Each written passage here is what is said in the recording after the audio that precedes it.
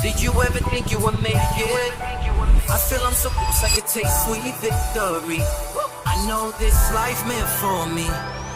Yeah, why would you bet on Goliath when we got Bet David? Valuetainment, giving value's contagious. This world of entrepreneurs, we get no value to haters. How they run, homie, look what I become. I'm the one. For 2 days. You want to know the truth? And Santiago was going home for the rest of his life, and he doesn't pack. Tom, that podcast is live. Just so you know, folks, that's Tom Ellsworth, and he's had his coffee this morning. Wait. First thing they're going to hear is you lit up. Do you know the scene we're talking about, Few Good Men? I hated that movie. Really? Nah, yeah. Did you really? I can't watch Tom Cruise. You got to be the only person that hated that movie. Well, you got beef with Tom Cruise all of a sudden? I just can't watch Tom Cruise. Oh, my God. What? Stop it. Get into that later. Stop it. It's like Kevin Costner. Top Gun? Now you have beef with Kevin Costner? Joe Walsh, what do you stand for at this point? You're un-American. Today, our guest today is Representative Joe Walsh. He's written a book. What is the book's title, by the way? It's a very diplomatic title. What is the title? Can you tell me the title, Adam? I'm trying to see. I know it starts with a word I've never used. I think it's F, the F word, right? I've never used that word before in my life. Tyler? It's called, can you tell us what the title is? Calling Out Trump. F Silence. F Silence is the name of the book. Yeah. So calling Trump out for his cultish, moronic, authoritarian con man he is. Boom. Former presidential candidate 2020. Yeah. He went from voting for Trump to voting for Biden and not supporting Trump. He's been all over the place. He's not afraid to get in a mix and, rile things up. Illinois 8th District Congressman. Also got a podcast called White Flag with Joe Walsh, as well as same title as your book that you got there as well. Okay. Few things you've said. I just want to kind of preface the podcast so they know some of your famous quotes, okay? Yeah. This guy in the White House stands for everything I'm against, okay? And you were talking about Trump, not Biden. Trump is a narcissist, okay? Obama is a Muslim. Now, he said that years ago, and then you had to kind of backtrack a little bit. Yeah. Every time Trump opens his mouth, he lies. Yeah. I know DeSantis, deep down inside, he's not a Trumper. If Donald Trump runs for president, no Republican will challenge him for nomination. The Republican Party is a cult. Donald Trump is a horrible person. So, in other words, you don't say controversial stuff a lot. You're very diplomatic and chill and easygoing. So, now that you know who he is, Joe, great to have you on the podcast. It's an honor to be here with both you guys. Seriously. Yeah, it's great to have you on, man. And Tom. Yeah. Thank you very much. Now we know Tom knows one-liners from movies. And other places. Specifically, A Few Good Men. A Few Good Men. So, for the audience that doesn't know, maybe, give a little bit about your background on, what you did, you ran, why you supported Trump, why you turned against him, and then why you supported Biden and where you are today. So it's a weird... Do I need to watch my language? Not at all. Joe, you've never watched your language. Why Adam, start today? You're 60 years old. Why start now? What a stupid question. It's a weird fucking journey that nobody else has been on. I got elected to Congress. I was the big Tea Party guy. I went there and I raised hell. I'm still a Tea Party guy.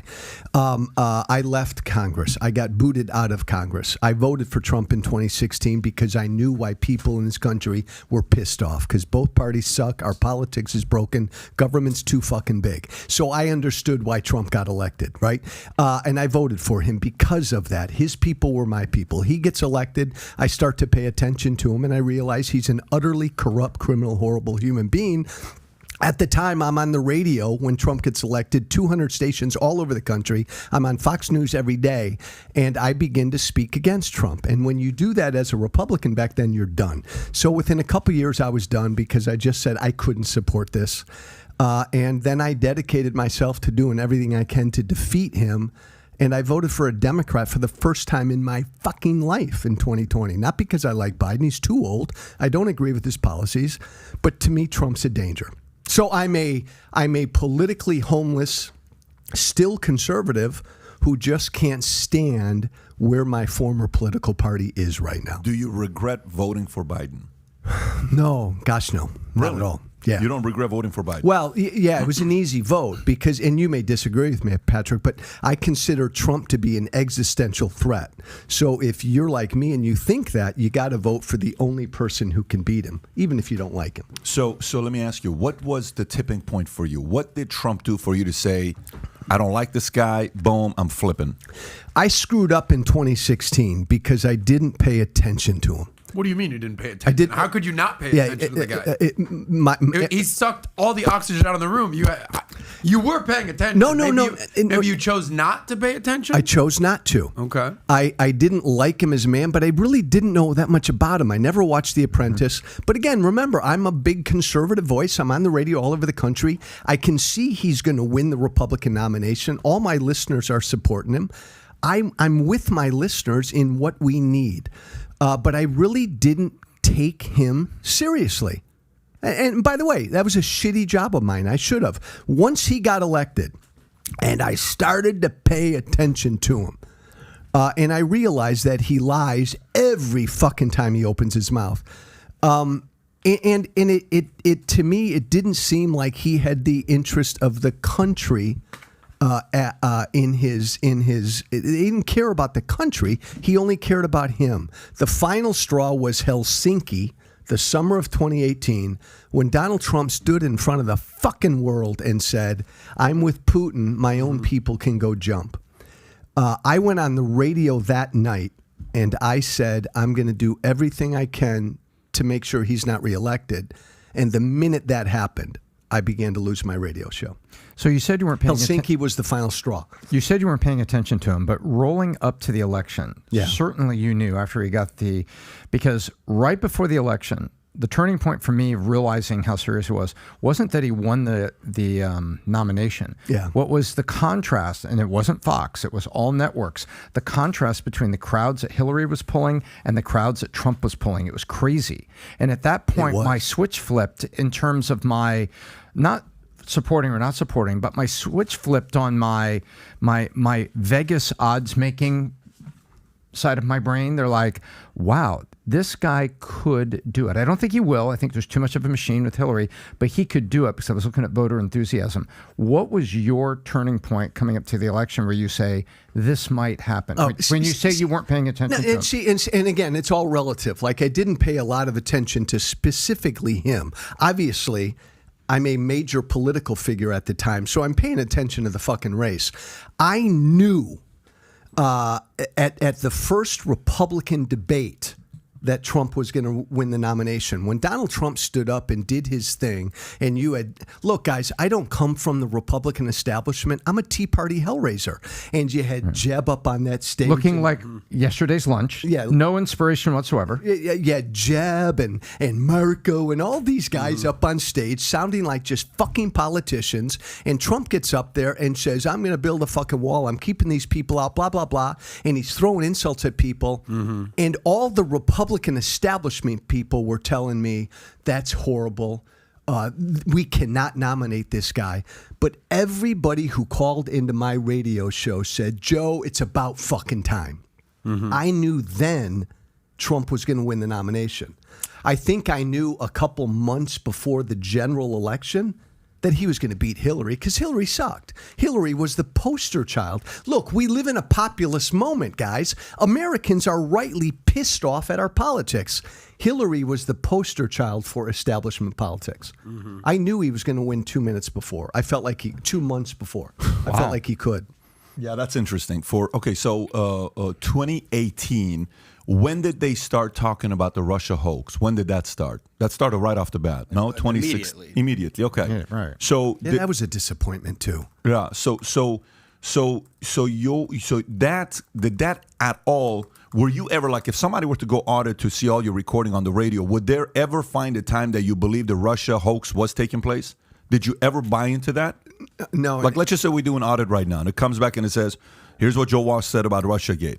He believed it. He said, yeah, he collusion. We should put him in jail. We should impeach them. Would any of those snippets be found of you saying that? No. Well, I actually don't know where the question's coming from because I believe, and I think it's fact, that Russia fucked with our election in 2016 to help get Trump elected. I think that's obvious. And after Trump won in 2016, and then it became public, like Russia did this, Trump's first instinct was to get pissed off about it. Trump just got fucking elected. And our intelligence people come out with, I mean, everybody around Trump knows that Russia fucked with that election to help get Trump elected. The only one who couldn't admit that is Trump. Stop saying that. Stop. It's true. Stop. You can't say that. So okay. Well, I just did. But I know you can say that, but it doesn't mean it makes it true. You can say that and make a statement like that. Just to interject, there's two separate things you're talking about. Yeah. Did Russia meddle in the election with bots and Twitter? That is separate. Did Trump collude with Russia? Because and it's Facebook. Those are two separate things. Did Russia have bots and Twitter and all? Yes. Did Trump collude? That's a separate question. And that's essentially what Pat's saying. He's saying that's what was marketed, but that wasn't true. But is Pat acknowledging that Russia fucked in the election? Do you believe I that? will acknowledge that U.S. has participated in every election they can in the world, and I would acknowledge that China, Russia, and any major empire in America, in the world, has been involved in other elections. I would say everybody does that. So what that means doesn't give your statement a lot of credibility. What I will say is the following. Was there ever a time where you tried to get closer with Trump to get a job on his administration, or you wanted to meet with him, or you wanted to have any kind of a, hey, why don't you come on my radio show? And he turned you down multiple times, or he didn't offer a job where you got offended. Were you ever offended? There was a time. Yeah. Because remember, Pat, I'm a conservative. I'm not a Republican establishment type. Your Tea Party, Michelle Bachmann, like your Tea Party. Bachmann, me. Yeah. I mean, Justin Amash. Alan West, Justin Amash. Yep. We were the guys. Yes. But the problem is, you guys are like fossils at this point because you're like. But I want to hear his answer. I want to hear his answer. I want to hear his answer. So look. When I said, let me remind you again. I asked, were you ever offended because he didn't give you any job on his administration or didn't want to get on your show? Was there anything behind closed doors that he didn't keep his promise to you that offended you to say, if you don't do this, I'm going to turn against you, and you did? Two things. Yeah. You're clearly thinking of something, so I can't wait to hear it. And just, again, I apologize because I've said a gazillion fucking things, and I've probably forgotten half of what I said. I remember wanting him to succeed. I remember having friends in the administration, and when he first got elected, and Sean Spicer was just a piece of shit, and he sends Spicer out there to lie every fucking day. I remember talking to a few people saying, my God, Trump needs an honest, good, tough spokesperson. So I'll become Trump's spokesperson. I forgot who I said that to, but early on in the administration, I said it would be great to be that for Trump. That's the only one I think I can remember. But yeah, initially, because I knew why Trump got elected. His people were my people. I wanted him to succeed. Yeah, but so then that reveals something. So because... But that doesn't impact at all. Give me a break, Joe. So fuck no! Don't give me a break. Yeah. I've been through fucking hell. I say what I believe. By choice, though. Exactly. You chose to do this. It's not like nobody forced you. This is America. Nobody can force you to. No, I chose to do what I did. And your choice was, hey, I think, because what I think of you, I think of Mooch. And Mooch is a friend. I like Mooch. Mooch and I have spent time, and we've had him on, but... Similar situation. Maybe Mooch did get the job and you didn't get the job, but you got the job. And then, 11 days later and 7 days later. And that's Trump's challenge. You're talking about Scaramucci. Yeah, of course. He knows what I'm talking about. So, all of a sudden it's like, hey, you're fired. I mean, that's a public humiliation when you do that. Trump could have handled that in a very different way. To fire a guy that quickly after you hired him, there is responsibility in the person who hired. So, if you fire somebody that quickly, you didn't do enough due diligence to hire the person initially. So there's responsibility on both sides. But, there are a lot of people on both ends of the aisle, on the left and the right. A lot of times when somebody flips on Biden or you flip on Obama or you flip on Bush or Trump or whoever, behind closed doors, there was conversation to say, hey, if you back me up, I'm going to figure out a way to get you a job. Wink, wink.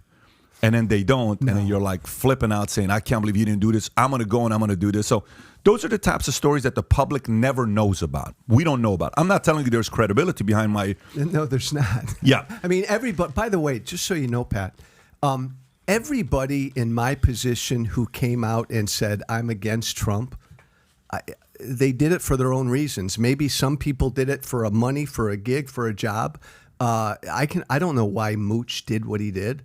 I'm telling you that when I came out 5 years ago and said, I can't support this, I did it for no other reason than I believe that. That can't be possible. Bullshit. Can't be possible. Bullshit. You ran 2 years later for president. That can't be possible. You're a smart guy. I ran against That's him, the point. So that's the point. So you have to come out 5 years ago to go and say, I can't stand this because you're thinking the Republican Party is divided and you're thinking you're going to get the side that's against Trump. No, that's wrong.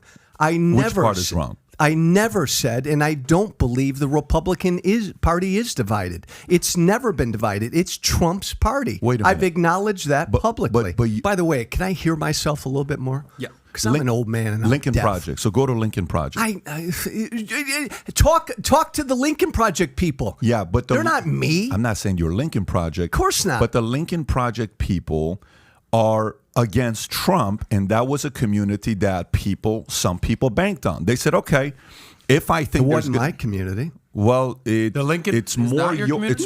it's your I've got nothing to do with it. It's more your community than MAGA. No, they don't. No, well, hold on. Yeah. I don't have anything. Guys, this is a big, diverse world. A lot of people support Trump for a lot of reasons. A lot of people oppose him for a lot of reasons. I don't do anything with the Lincoln Project. And by the way, some of those guys have enriched themselves. Look at my tax returns. I have not. Pat, let me just get this out of the fucking way now, because I've been through fucking hell for 5 years. By choice. And no fucking regrets. Yeah. And I would do it again. And look, my friend, you can disagree with what I did and everything I've said, but no regrets. I did what I believed, okay? But when I did that, I knew I was going to lose everything. And did you I did. Yes. Yes. I lost my radio show. I lost my livelihood. I lost my source of income. let me continue and then jump on me. I lost any hope of a future in the Republican Party. I lost ever being on Fox News again. And I've received death threats on a weekly basis because of what I did. You don't sound like a dumb guy, so I have a hard time buying that. I'm not. You don't sound like a. You don't. Let me just give you my position. Though. I'll give it to you. I'll tell you exactly my position. And by the way, you're on a podcast where we talk. You can push back. You can call me out. No, we're already doing it. Pat. I'm enjoying this. I fucking like this. Yeah. So this is how I like this. This is why we shut the close. So you can't even run out. By the way, we got security out there. You're not going to leave this freaking. You're vault. like an S&M guy. But let me say this to him. Okay. There is no way I sit there and I listen to a brain that works as fast as yours does. You're witty. You're going. You're not dumb. Okay. So set that aside. So the dumb part's not aside. But maybe the strategy you took. There was no strategy. Wasn't the best strategy. Hello. Yeah, I agree. Amen, brother. Yeah. I concur. Yeah. Financially and every other which way, it was a stupid thing to do. But I did it, my friend. Adam, I don't know why this is hard. And maybe you just don't believe this. I did it because I believed it was the right thing to do. Why is that? You're saying there was no strategy, you just went with your gut. Completely. Okay, but you're also saying that you have no regrets. None. You must have some regrets, Joe. Doubts, no regrets. No, I mean, Adam, what am I going to say? Yeah, I took a big hit. I could be back in Congress. I could have a show on Fox News. I'd be on 500 radio stations around the country. By the way, Pat and Adam, in my position, the easiest fucking thing to do is to say every day that Donald Trump walks on water. If all you care about is clicks, ratings, getting elected, that's the easiest thing to do. I couldn't do that because I just didn't believe it. That's all, Adam. That's all. Yeah, I think sometimes for all of us, everybody, sometimes the masses can confuse you. Sometimes the masses make you think you're wrong. And it's very, very hard to stand up against masses. The masses can get up and they can say, let me tell you who this person really is. And you kind of sitting there saying, I don't know if that guy's that guy. Let me tell you who this person is. After a million times of saying that, you may sit there and say, maybe I'm the dummy. Maybe that guy is really a bad person. And then you get recruited into the masses. The hardest thing to do in life is to not get recruited into the masses.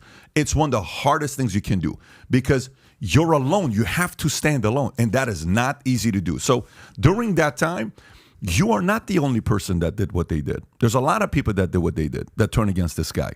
And then when the Durham report came out, they're like, oh, shit. Okay, so I got to spin this, and I got to say, we know Russia was involved in the election. Yeah, they've always been involved. Can I make one correction to what you just said? Go for it. I don't know of anybody else who came from the hardcore mega Tea Party world, high-profile guy like me, who left that world. Justin Amash?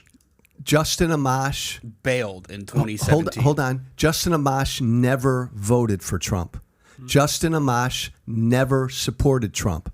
I supported Trump, voted for him, and cheerleaded for him during that. I love Justin.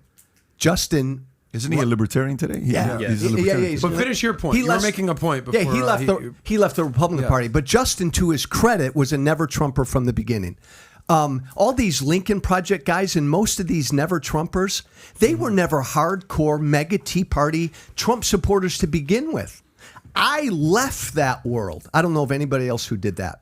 That's all. Pat, essentially what Joe's saying that he's not buying. No, I don't know if he's not buying it. I think he's just pushing back, and this is fun. I think we're all having fun here right now. Yes. I think you are having fun in a weird way. Well, not weird. We need more of this, by the way. Pat, my question to you is, Joe's saying he went with what he believed in. Yeah. And there's a level of respect to that. But what should he have done? Looking back in hindsight, if he truly thinks that Trump is a narcissist, con man, psychopath, all the words you've used, what should he have done? Should he have just towed the company line? First of all, let's qualify these words. Narcissist, sociopath, psychopath, whatever, bipolar, hypomanic, take all these words. Mm-hmm. There has never been a president that ran for president that didn't think about himself so much that they were not a narcissist. So let's set that part aside. No one's running to think, I'm going to be the leader of the free world, and you're very, just a regular, no. So let's set that part aside. I would say perhaps in the later half of the 20th century. No, listen, the moment media came out, you're not going to become a president without that. Anybody who runs for Congress has narcissism in it. You have to have it. So Trump's level of narcissism is on a whole nother level. Off the fucking charts. But I agree with what you're saying, but it's not off the charts, guys. It's not off. The only difference between Trump and everybody else is Trump can't hide it. Others can. Okay? So don't get twisted like these other guys PBD, are extremely... Nobody else is putting their names across buildings like Trump is. Brother, okay, Barack Obama. Rockefeller Railroad. I think all the congressmen are all narcissists. Of course, you need to have a certain level of ego to say, I'm the man for the job. I'm telling you right now, the part that we all have a hard time is when the masses confuse us and we bought into something that was a lie all along. Who are you talking about, the masses, though? Who's the masses? Masses? Are you masses? Every single mainstream media every day talked about that he colluded in Russia.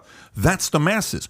Everywhere you went, everybody said that was the case. Everybody you ever spoke to, that's the case. They started flipping people on his own side to start believing maybe there was an involvement in there. Everybody. So that is the masses. The minority was that sitting there saying, I don't know, man. I think we got to kind of isn't the system innocent until proven guilty? Is it guilty until proven innocent? What is the system here? And then that became the MO against who?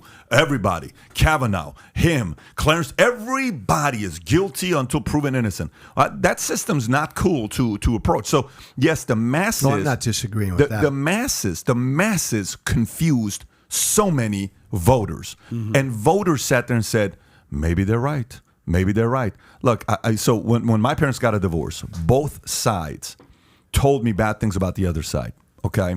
My mother's family would say, your dad is this, your dad is that, your dad is this, your dad is that, your dad is this. And I'm in the middle. I'm like, no, he's not. No, he's not. But they said it every freaking day.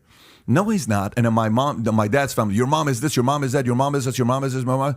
I said, no, I know this about my mom, and I know this about my dad. You ain't going to convince me on all the other stuff. So I finally had to say, listen, I don't really care about you guys that much. I care about my mom. I care about my dad. I don't care about you. You're secondary to me. My mom and my dad matter. All of you guys are secondary. If you want to have any kind of a relationship with me, you better respect my mom. You better respect my dad. If you can't do it, don't call me. Just don't talk to me. I don't need a friendship with you. I don't need a relationship with you. This is family you're talking to? I need a relationship with my parents. I don't need a relationship with you. I'm going to be okay. What's the moral of the story here? It's very, very hard to... be able to sit there and process issues from both sides and still not let your emotions get caught up. I think Joe's emotions got caught up. That's all I'm saying. But go back to my initial question. If you were Joe's consigliere, Yeah. like if you were Joe's biz doc to you, what would you have told him? Take a month before you make that kind of a big decision. Take a lot longer and process it with a bunch of other people before you make a statement like that, because you actually have influence. Well, it sounds like it took him 2 years to make that decision. No, that's not how this works, man. That's not how this thing works. Because it did. I get that. All I'm saying is behind closed doors, you have to process that with people that you respect to say, here's where I'm at, okay? And you can't just have all the people behind closed doors, people that 100% agree with you. No. You Time out. And again, this is the part I don't know, because I don't know Joe that way. All I'm saying is when you jump like that. Time out. But again, to Adam's point, Pat, the fucking jump didn't happen in a night. When Trump got elected in 2016 and I'm supporting him, I've got an uneasy feeling. And it took the course of 2 years before I finally said that's it. And so, my wife, my lovely wife who's listening to us right now, in many ways begged me not to. Most of it, my advisors begged me not to. Most of my political consigliores begged me not to. Every general manager of every fucking radio station I was on begged me to stop. So people were in your ear saying, Joe, don't go against him. Don't go against Trump. Don't do this. This isn't the move. I can't. But you did it anyway. Michelle Bachmann, Jim Jordan, many of my former colleagues in Congress, Mark Meadows called me, begged me to stop. I can't think of anybody, Pat, who advised me to do what I did. So I was in a room for 2 years with people saying, come on, Joe, what the fuck? We can ride this out. Yeah, Jim Jordan and Mark Meadows, people would call me privately. I know Trump's a fucking ass, but you know what? We can get through this. We can get by it. Blah, blah, blah. Hang in there. The party's going to be fine. So I didn't have people begging me to do this. But you saw some kind of an opportunity to do that. You saw some kind of an opportunity to do that. And by the way, I respect the hell out of you, and I love your background, and I love what you have accomplished. We all have strengths and flaws. I was not born with a fucking money gene. I've never been driven by money, much to my wife's chagrin. So, look, I'm a cause guy.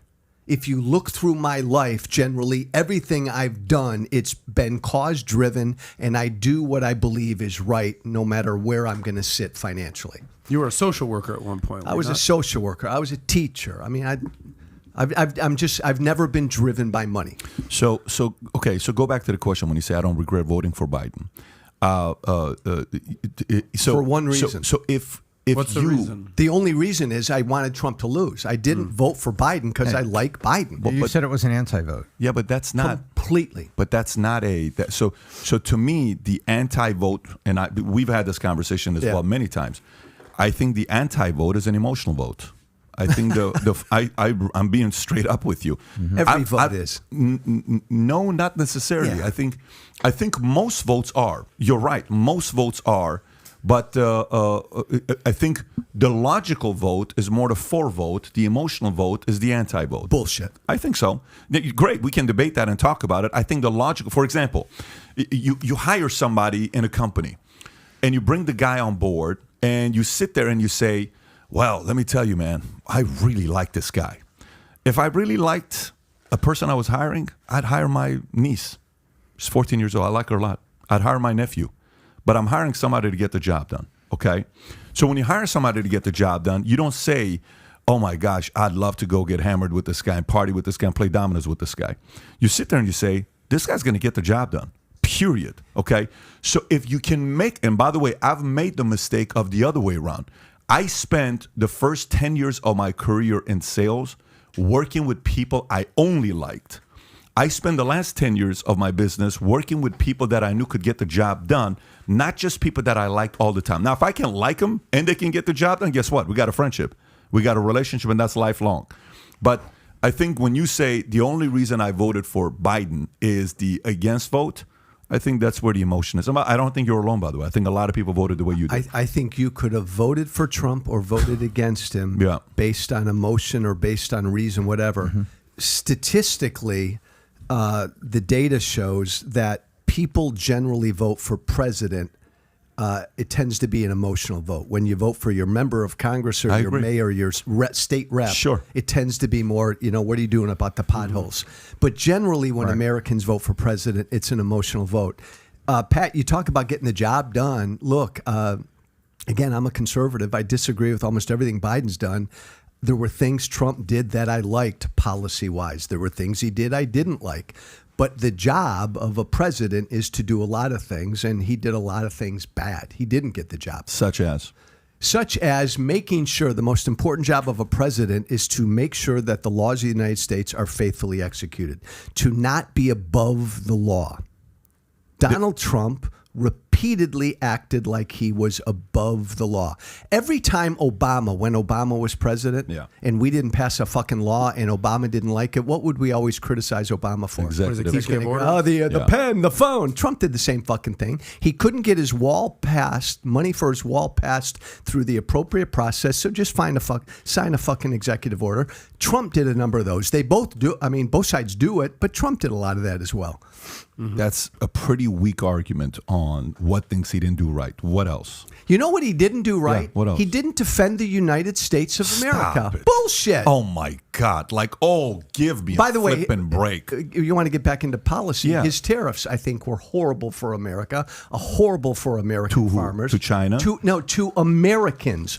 Americans paid for those tariffs. But you're talking about the Chinese tariffs. But wait a minute. Okay, so far we have the following. Let's kind of look, because what I want to get to, we've identified an isolated couple concerns here.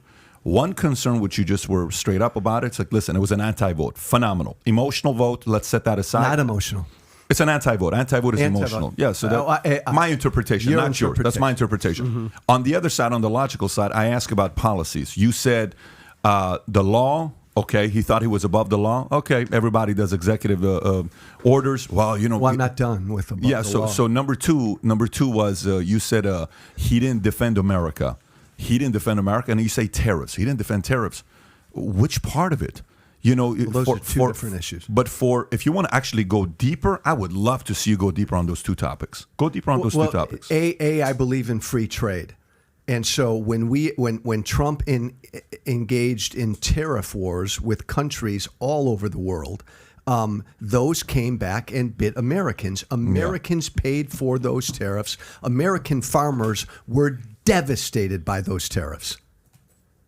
That's just one particular Go deeper, issue. Though. That's a statement. No, it's not a statement. It is a statement. That's like somebody wrote a word, and here's what you say in the election. No, you got 2 minutes to say that. This is a long podcast, so go deeper. The American people were hurt by those tariffs. Okay. American farmers went belly up because of those tariffs. They ended up paying for those tariffs. For which tariffs? And then on China? On China specifically. Yeah. Also some European So let me ask you a question. Well. So let's look at the alternative. So what do we do?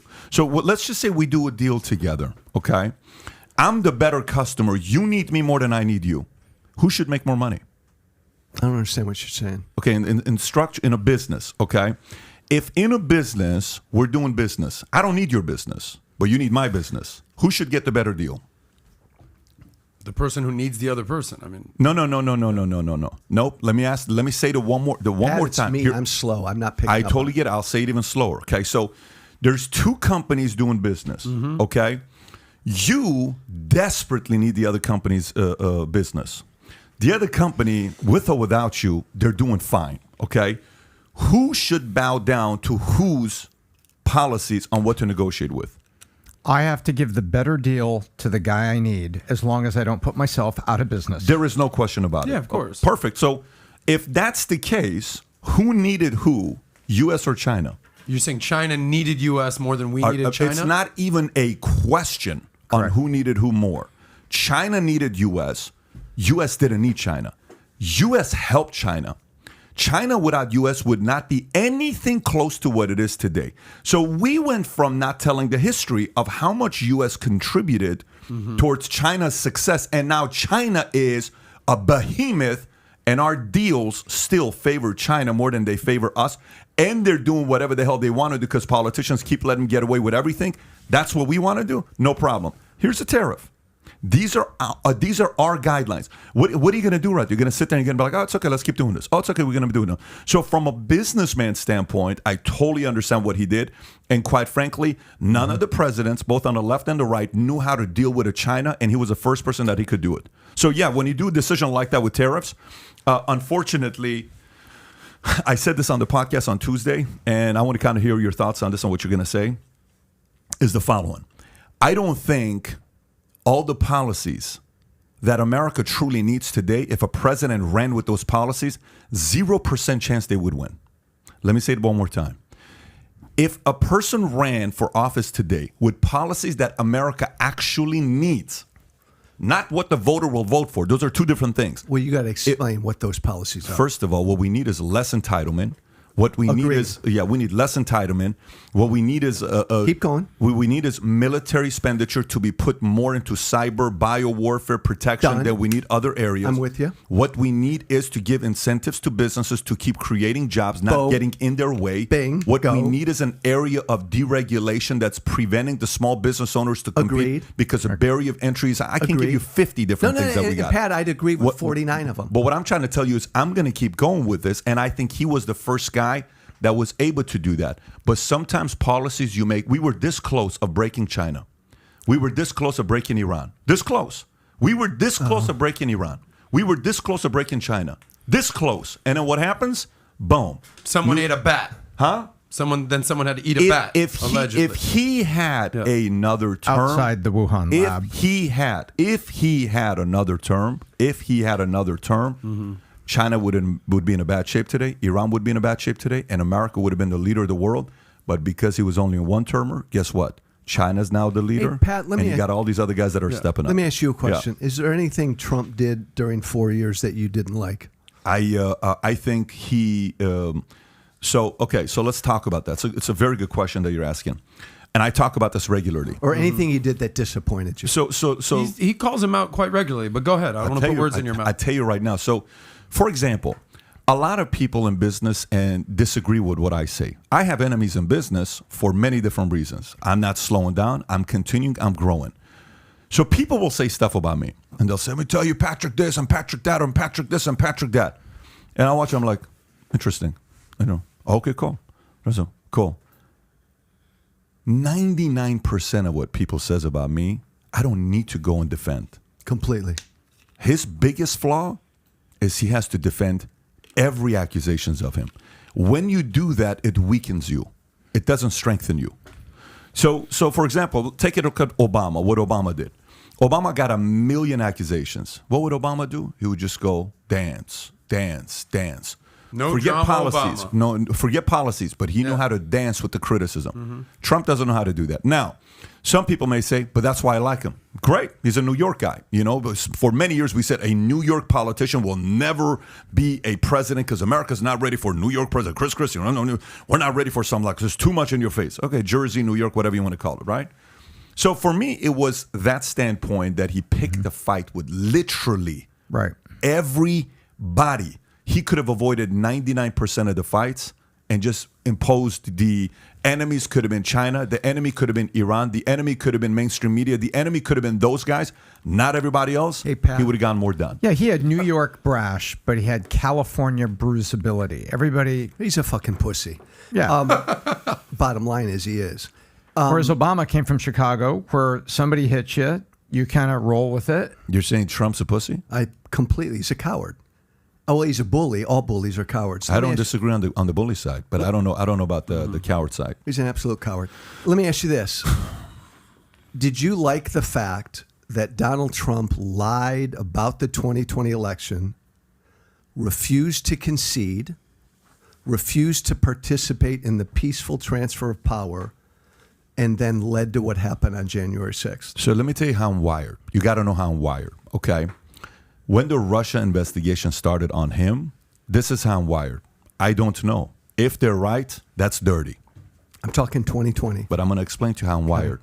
So when they said he's doing this, he's doing that, he's doing this, I said, if this is true, dude, this ain't going to be a good look. And Republicans are going to lose the vote for 20 years. This could be a Goldwater type of a thing and could get very, very ugly for the Republican Party. Okay, cool. So 2020 election. Argo came out how long ago? 30 years after Argo happened, which was when? 1978, 79. When did the movie come out? CIA has a basic 30-year rule or whatever the timeline is. They got a 20 or 30-year rule, right? 30 years later, we really found out what happened at Argo. Okay? So the election, what happened? Yeah, I think we're really going to find out what happened in 2020 election in 2050. So you don't necessarily believe Biden won fair and square? No, I don't believe either one of them because I'm not on the inside. So for me to give you 100% answer, I can't give 100% answers in things I'm not involved in. I can give you 100% answers in things I'm involved in. I'm not in the White House. Okay. Yeah. So you don't know if the 2020 election was legit. Do you like the fact that Trump says it was stolen? Yes or no? I think, okay, so you ever lost publicly? Yes. Okay, how much does it suck? It sucks. It sucks, okay? All right, so like you've been saying, the last 6 years you've been losing. It sucks, right? Whatever, since 2018, 4 years, your life, all this other stuff. It sucks. It's humiliating. Nobody likes it. None of us like it. I don't like it. You don't like it. Trump doesn't like it. Nobody likes it. But what do real men do? Hang on one second. I'm going to give you my answer.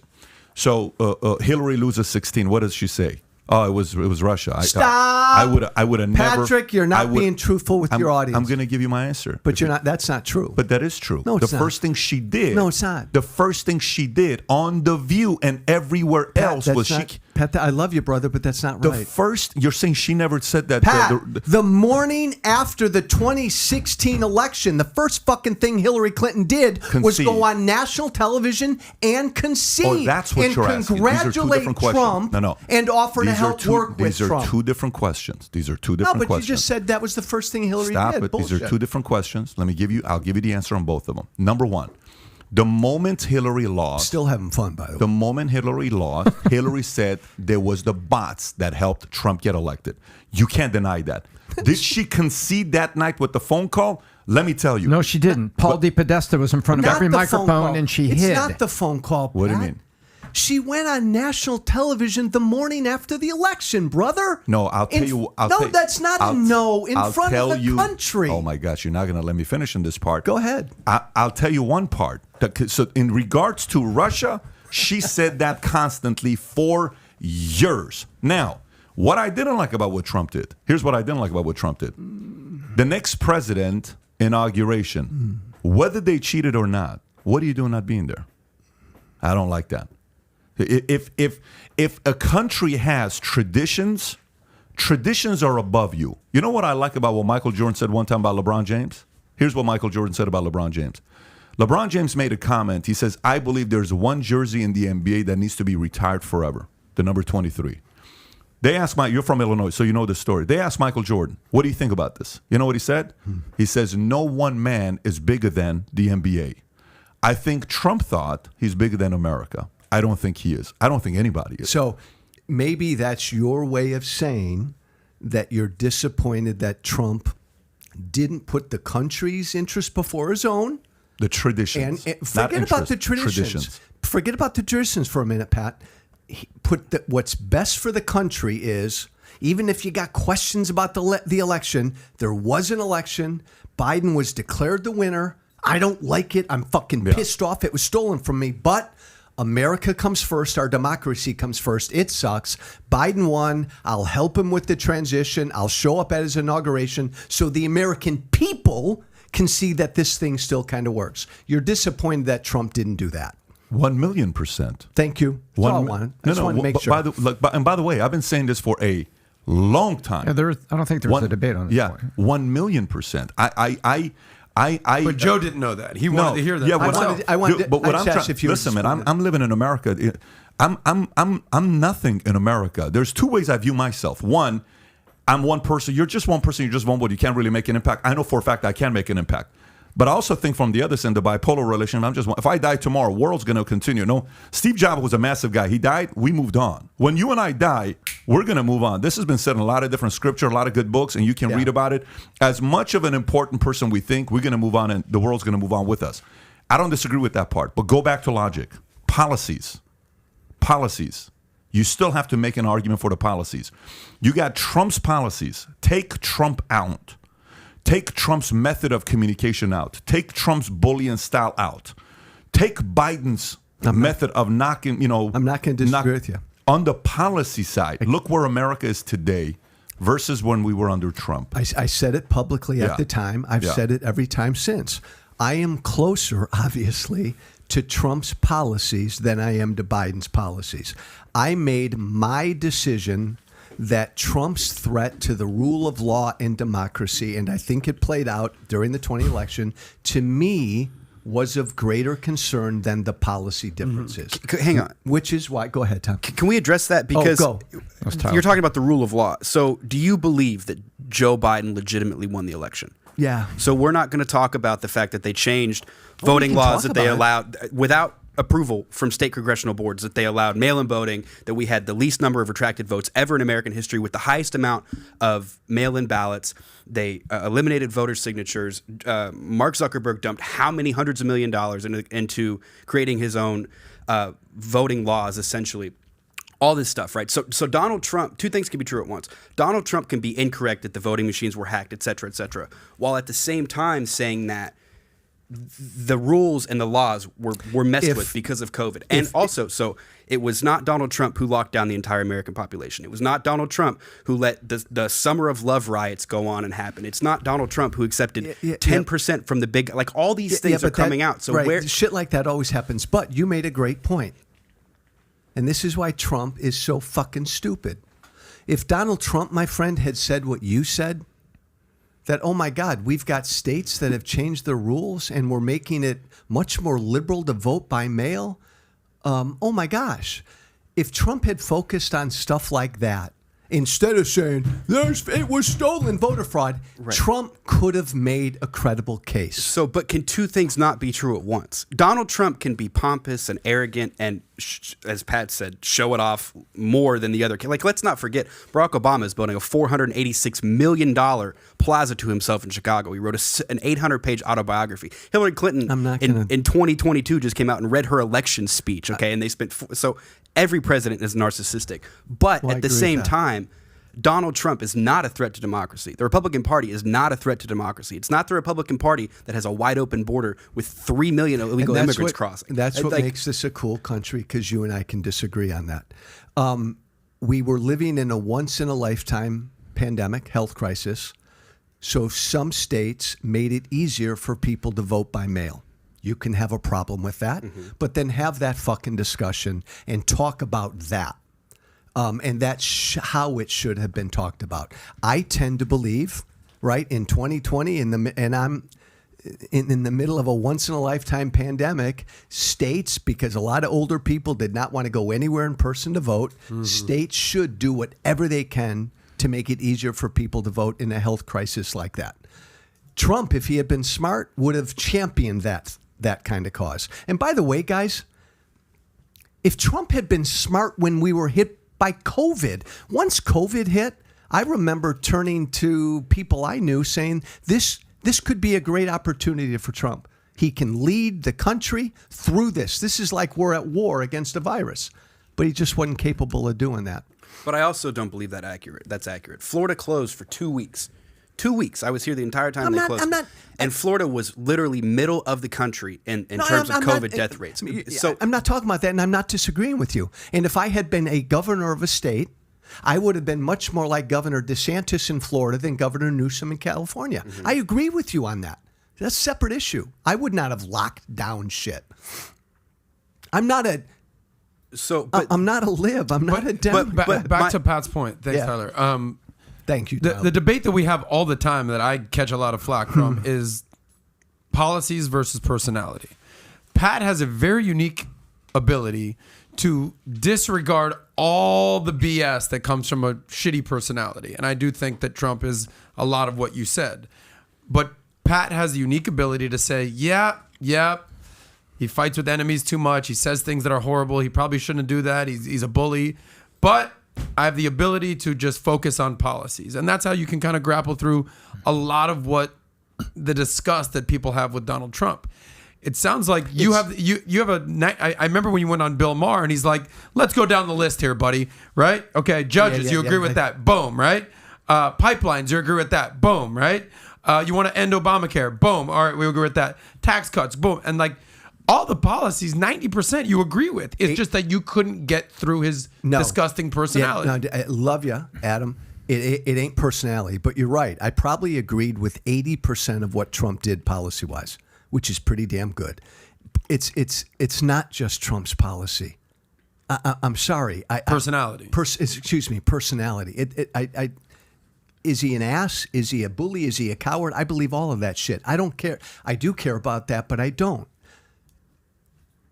When you act like you're above the law, when you abuse the Constitution, when you side with Russia over your own country, when you get the head of Ukraine on the phone and say, do me a fucking political favor and dig up dirt on the guy I'm probably going to run against next year, that's an abuse of power. That's an abuse of the powers of your office. That's got nothing to do with, and Pat, you can disagree with me on that stuff. That's not personality stuff to me. He's abusing the powers of his office. That's my objection to Trump. Joe, I see that. So he acts like he's above. He did act like he's above the law. I'm sorry. I thought you paused there at the end. I didn't mean to roll on you. I did. Okay. No, I did pause. So I get it. All right. Well, when you talk about policies here, my wife's a teacher, and we run into a lot of very liberal, traditional union teachers. Yes. But are wonderful people, dedicated educators. And what's interesting is we've had this policy discussion, and it goes like this. Do you think Trump's policies would have been better for the country right now? And you have people who made the anti-vote, and in a small room without people getting upset, they'll say, well, yeah, I can kind of agree with that. And I'm like, okay, so was there an unintended consequence to your anti-vote? Yeah, there kind of was. Oh, yeah. And okay, no so doubt. But if I voted to keep those policies, we didn't know Biden was going to do this. We didn't know Biden was going to do that. Okay, so you voted the anti-vote and you accepted that there was unknown about what those policies could look like. No. Versus the known policies that were going to be there.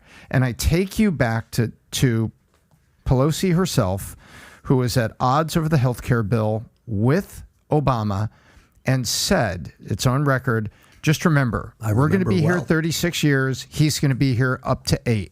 So there was an attitude about Congress about how long we're going to be here and how long we have to deal with any particular president. And so even Congress goes that way. But I think this is the way I think about it. I think that policies would have been better for America. And yes, there's the pompous part. I don't agree with everything that you've said, but there was such unknown on the other side, and I thought COVID and everything was a dangerous moment. And to go from known policies to unknown policies, America has the unintended consequence that it voted for. I knew, again, just speaking for myself, when I made that vote, I said publicly, I know that I'm going to disagree with most of what Joe Biden does. I knew that. It was a conscious decision of mine. And be the economic recipient living in the country under those policies. Completely. By the way, your best friend here said this, if you can look at this. Hillary Clinton said, Trump is an illegitimate president, and this is September of 2019. That's interesting, Pat. She's a sweetheart, isn't she? Well, hold on a minute. Gotta love her. Oh, yeah, that's 3 years after the election. Yeah. What do you think about that? That's not right off the bat. And she's still saying it 3 years later. What a irresponsible woman to say something like that. You don't like this kind of stuff, right? Well, she shouldn't be doing this. So if that's irresponsible, then everything Trump said about Biden is irresponsible. No, what I'm trying to say. Right? What I'm trying to say to you is that is irresponsible. Okay, so she said that. But she said that 3 years after the election. That's the point. That kind of hurts your argument, though. No, it doesn't. Yeah, your argument is Trump was saying that a year later, 6 months later. She's saying that till today. Trump's still saying that, and Trump will say until he dies. But why is it okay? Why it's not okay? Why does her stuff not get censored? But God forbid somebody on the right says that it's illegitimate. That's not okay. Tell me how that's okay, but the other one's not okay. There's a difference, and by the way, that's not okay. Mm-hmm. And I've called that out, and I'll continue to call it out. Right, but you didn't even know it was 3 years. You looked at it, you're like, but this was until you realized the date was 19. Because what I knew was this. What? When Hillary lost, The following morning, she conceded. Let me finish. She conceded in front of the country, congratulated Donald Trump, and said, I'll do everything I can to help him become a successful president. Hillary Clinton then showed up at President Trump's inauguration. Bingo. Hillary Clinton participated in that transfer of power, even though you knew deep down she probably felt that way. But she was man enough to do it. Well, we didn't have to know deep woman down enough. Because she may have done those. Woman enough. There's Joe, a lot of controversy these days surrounding that. Joe, you both should've things just- can be true. She did those two things, okay? But she also was then immediately on her own tour. She was on The View. That's where she kicked it off, and she was everything else. Was she at the inauguration? You're right, she was. Did she think take the a best Percodan bet- and stand in front of a microphone the day after? Yes, she did. But she was Don't downplay that, my friend. Isn't that really important? Which part, Joe? Those two things are important for her to do, but she was on tour. Don't fucking minimize that. If you love this democracy, and we are in a fucking divided country where we're at each other's throats and every election is close, and man, it's hard to lose. It sucks to lose. For you to stand up in front of the country so the country can know, yes, I concede, I lost, he won legitimately. This is how our nation works. I will do all I can to help him become a successful president. Don't minimize that. I'm not minimizing it. I That's said both can be true. hugely important. Joe. Trump didn't have the fucking balls to do that. But she also went to the inauguration, and this is what Pat That's said. important. Pat was very open I about this. didn't- He I- thinks that I- Trump should have gone to the inauguration. Guys, I didn't say. I gave credit already to that part. That's already been addressed. But for him, 3 years later, she's still saying it. Today, she's still saying it. Okay, just so everybody knows. I think, Joe, what would solve a lot of things for you if you just came out and said you're a Democrat? That would finish everything. Just come and say I'm a Democrat actually, and Pat, go be like a Joe Manchin. No, you know what? You're right. Why don't you just come out and say it? Can you just announce it to the world you're officially a Democrat? I'd love to do it, but I can't because I'm not a Democrat. But to your point, it would make my life a lot easier. Yeah. It sucks not having a home. But wait a minute, What's wait a wrong minute, wait with a being minute. an independent? Yeah. What's wrong with being an independent? I There's think nothing wrong with that. More and more people should become independent. I agree. I've gone from being a Democrat to an independent. But right full now- on. You know, with your passion and your intellect, people we've could gone people opposite could ways. be saying Lieberman, Manchin, Walsh, and talking about seriously. No, I know. So why not? Because I think on policy, I disagree. Do you think I'm being fair with that? You know, people people who are on completely, the Tom. edge of it that say I'm not going to fly the whole flag, but this is where I'm going to go. You're completely fair with that question. When I look at policy, I disagree with Democrats on probably 80% of policy. But They want to get rid of Lieberman. They primaried him. He runs as independent, and he kicked their ass. Joe, when is your birthday? What month's your birthday? December December what? 27th. And I know what gift to get you. Oh, Pat, what? Can I tell you? You know what I feel gonna like? give I you- feel can like I this say has the been gift? Ali Frazier. December 27th. No mas. I'm going to Roberto get you Duran. an old school flip-flop from Sports Mart, Champions, and I'm going to gift it to you. Tell me what size it is. I'll send you this flip-flop. High quality. Flip-flop? What do you mean a You're flip-flop? switching. You're switching. You're flip-flopping, man. I mean, take a stand and maybe, but you know what? I'll get Ferragamo flip-flops. Higher quality so you can appreciate Pat, it. that's- With big gold listen, buckles. I love you, man. It's That's very not fair. easy That's not fair. to call our friend Joe Walsh a flip flop. That's Yeah. That's very easy. I'm That's just not just fair. putting it out there. Yeah. But it's very hard what he did. It's not easy to say, I've been a Tea Party conservative my whole life. Hear me out. Hear me out. I've been a Tea Party conservative my whole life. Still am. Okay. Well, that we can have a whole conversation whether that even exists anymore. Right. But he towed the company line. I voted for Trump 2016, and then took him a little longer than most Americans or half of Americans to realize, yeah, this guy really is a piece of shit. And then he shot himself in the foot, the leg, and probably even the stomach at some point, even in the brain, and said, I can't do this anymore. Stop And- it. But there's nothing wrong with that, Oh, Pat. my God. What do you mean? I don't know So, why- Get so this you're guy saying, a glass Pat, of wine right so, now to so calm Pat, him you're down. saying that he He should have just just had stood one there too and- many 5-hour no, energy Pat, drink this listen morning. to what you're saying. Yeah. You're saying that he should have. No, Trump's No, my guy. you guys, and just stick with it. That's what you're saying he should have done. You guys were all baptized by mainstream media and confused. No, Pat. Like People have there's- eyes and people have ears. They can hear what he's saying. Oh, really? People have eyes When and he have ears? said in Wait, Helsinki, People when have Trump eyes? went up there and Wait. said, yes, I But stand let's with stay on Putin, that. and the next day he had to reverse course, let's stay. a lot of people were disgusted Listen, about that. let's stay on that topic. Stay on that topic right there. Look at the economy today. Look 4 years ago. You're not Look answering. at the situation fucking today. COVID, Pat. Yeah. What do you mean? Oh, so you're going to blame COVID? So, Yes, that's exactly what I'm blaming. Adam, So COVID That's exactly what I'm blaming. Can I talk? So Yeah. wait a minute. Sure. So you're blaming COVID for today's economy. Are you also blaming Russia? Are you also blaming Putin? Are you also No, blaming I'm Ukraine? blaming COVID. Are you also blaming who else are you blaming? COVID. COVID what? Tell us why Money today's printing? economy. How much money did Trump But wait print? a $2 minute. trillion, But and wait a then- minute. And then Biden printed $3 trillion. If it's because you got to give Trump some blame for all the money if printing. it's- If that's what your problem is with the inflation. If it's because of COVID, which is your rhetoric, and you gotta blame that, no problem. Let's play that card. Then why were gas prices $2.20 in December of 2020? They were going up before Biden was sworn in. But wait a minute. By the way, Adam, you're right. No, December. If you're going to blame Biden for Yeah. what he spent on COVID, Trump did the same fucking Well, thing. we know 'Cause he's you- a Democrat. No, Just I'm become not. a Democrat and get it I'm over not. with. No, Both of you guys join the camp no. because I'll also blame Biden for Thank the you. shit that he's done. Both can be fucking up. you It's cannot- not a you- binary you decision. you cannot It can't say- be like Trump's horrible. I'm voting for Biden. Yeah. Biden's wonderful. I'm voting like. Both can be horrible presidents. You take COVID. Both can be bad. But that's an emotional statement, which I'm not No, it's surprised. not. No, it's not. You're in, both of you guys are part of the emotional community, which I appreciate. This is why there's some you. people in your life that can reason, and that helps you out. But I think emotions is good. Yeah. I think it's a very entertaining place to be. Yes, I have a heart, guys. But you, Thank but you. you, but Not you, the Tin Man. But pre-date, you set the bat about 30 minutes ago. You threw that bat comment in there when we talked about China. Yes. Okay. You also used air quotes. You weren't watching me, but I said someone ate a bat. So what I'm trying to tell you is, if you play that card, okay, and Florida shut down for 2 weeks, the rest of the country, Florida shut down longer than 2 weeks. But whatever go the on. timeline Yeah. was, but everybody's they coming did. here. I lived in Florida the whole fucking time. We shut down for like 2 months.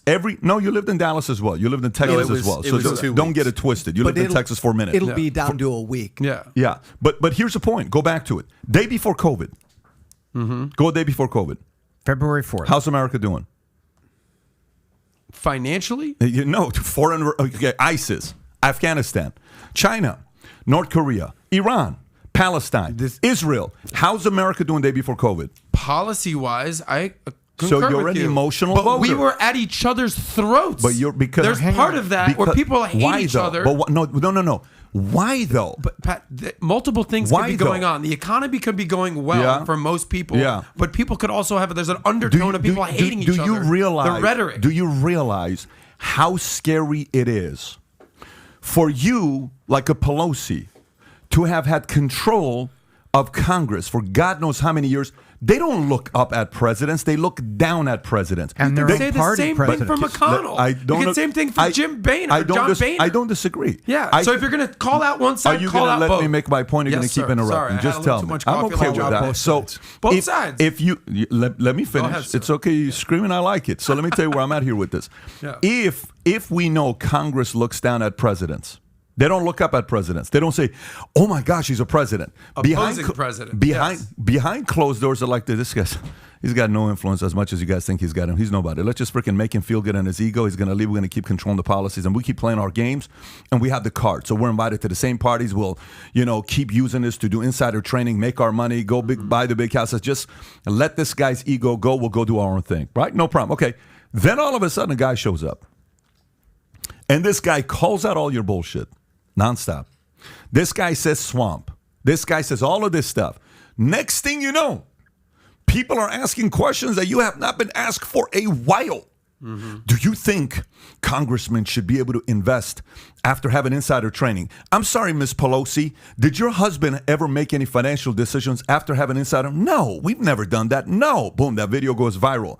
Congress, but that was today under Biden. But even during that time is when it started. That calling out started during that era. It started when I was in Congress. Then a guy shows up and starts asking those questions and exposes it to America, and Americans are sitting there saying, damn, if that's true.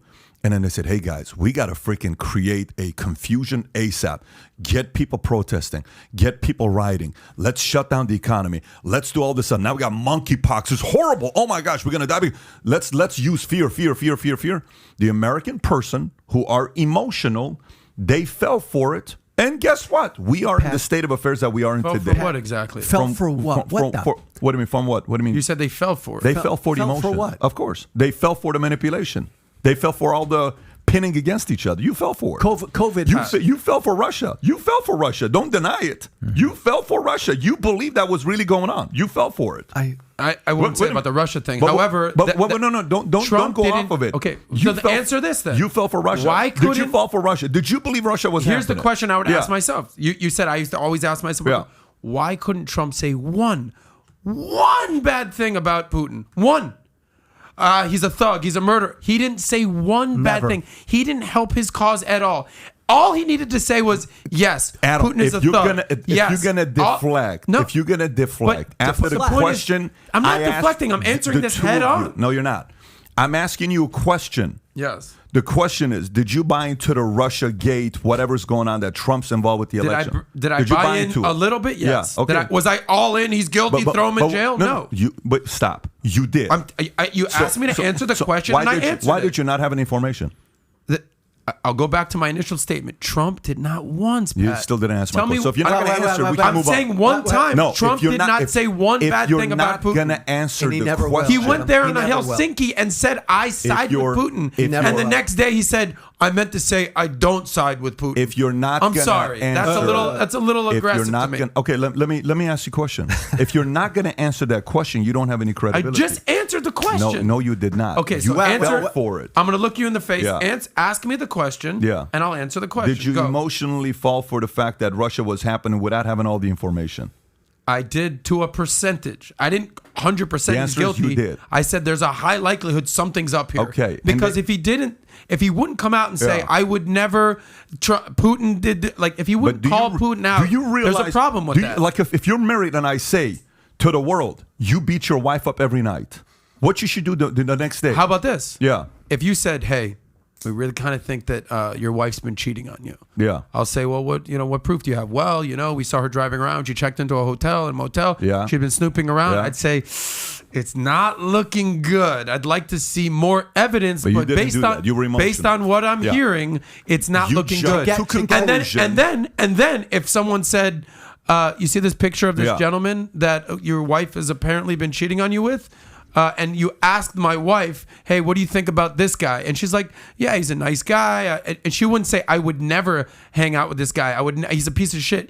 And she only would say nice things. Then I'd be like, all right, this is a little weird that the person that you're cheating on with, you won't even say one bad thing about them. These are two different situations. You use the analogy about the wife. I gave you the analogy of if somebody said to you, why do you keep beating your wife and you've never beat the wife? The next day, you're like, what are you talking about? Like, do you want me to address this issue? Yes. I want you to address it head on. I want you to say he's a thug and I do not side with Putin. How hard would those words would have been? Okay. Well, but he doesn't. Was that your problem with him? He doesn't believe that, though. You guys are extremely naive, and it's great. I'm surrounded by naive people. Fantastic, guys. You guys are emotional, naive people, and stay there. Great. So you applaud Trump for not saying one bad thing about Putin? That's one bad thing. That's one. Wait. You've got 4 years to say one thing.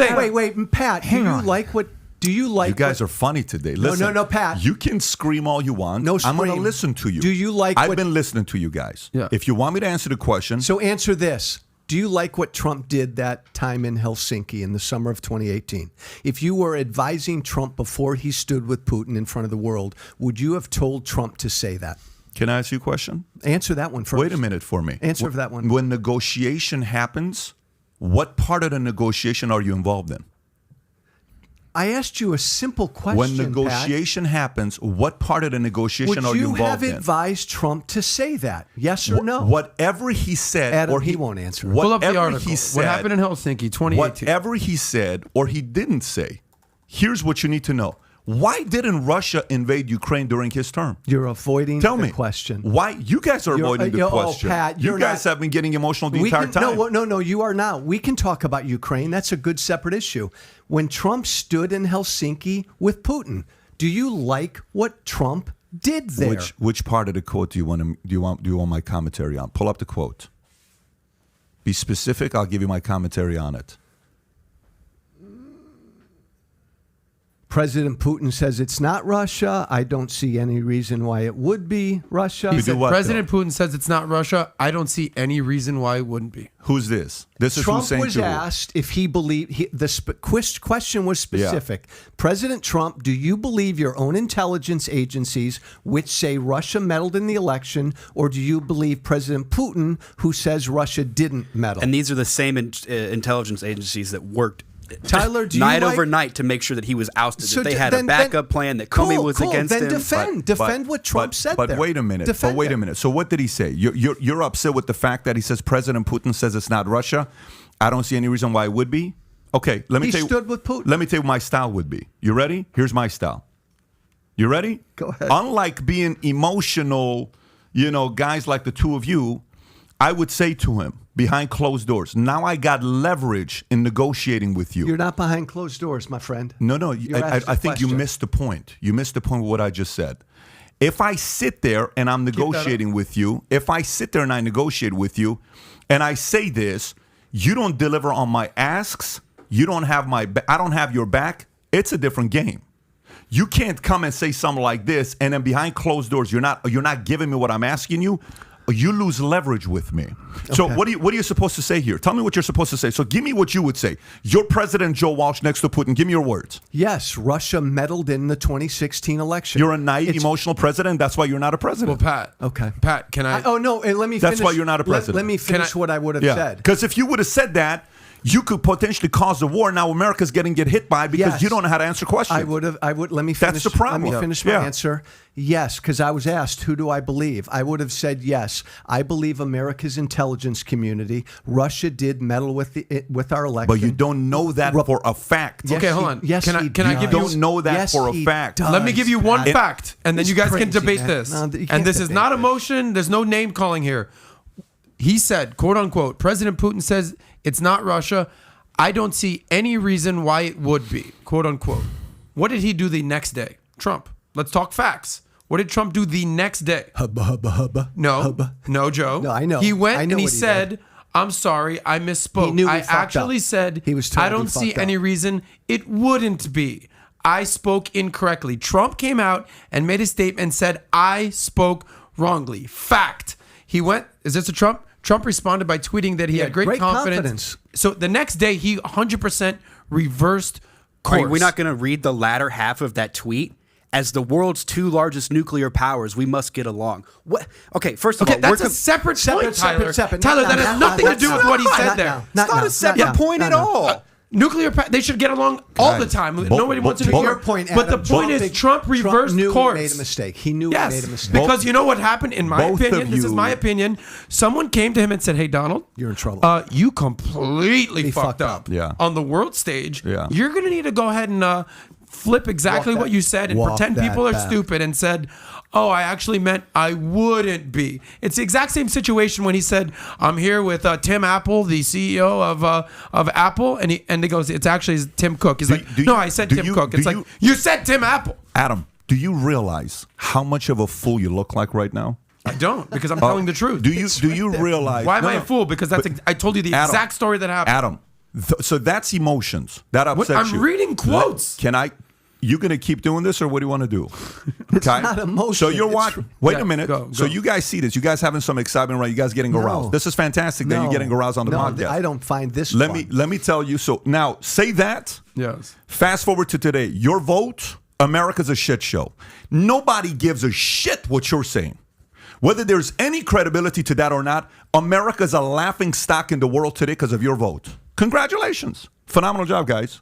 Awesome stuff. You should be proud of yourself. You should be able to brag. So I understand you emotionally have to defend your vote. No. You have to defend your vote. I'm not defending my vote. Of course you have to defend your vote. Ask me, how do I think Joe Biden's doing? It's not the point. Ask me. I think he's shitting the bed. But it's not shitting the bed. Two things could be right at the same time. Adam, Trump could be a liar and siding with Russia, and Joe Biden can be a bad president. I want Two things could be correct at the same time. I want to believe, and I'm going to believe this about you, Pat, that if you had Trump's ear before he went out on that stage with Putin, you would have told him, advised him not to say what he said. I think you would have.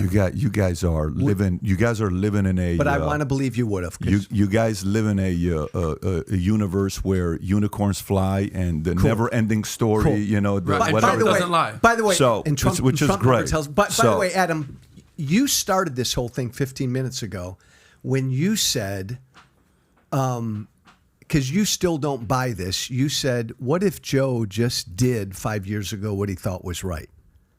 And you asked him, what would you have told Joe to do? And then you went off on I the whole. think blah, you blah, saw an opportunity and you jumped on it. And it was a wrong opportunity. I think that's what it was. Okay.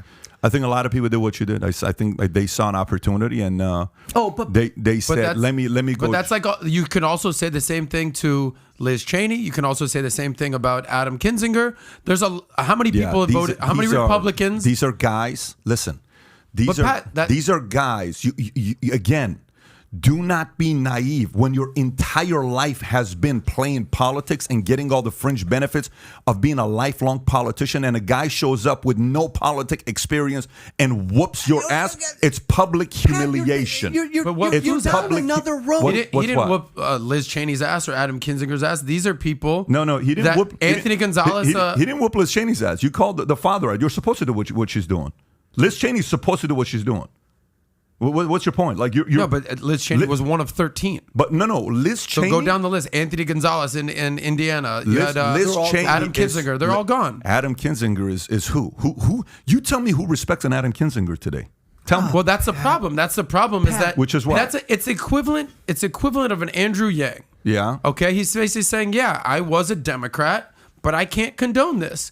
And I have respect for that. It's the same thing as a Republican saying, I'm a Republican, I've been a Republican all my life, but I can't condone this. I have respect for that.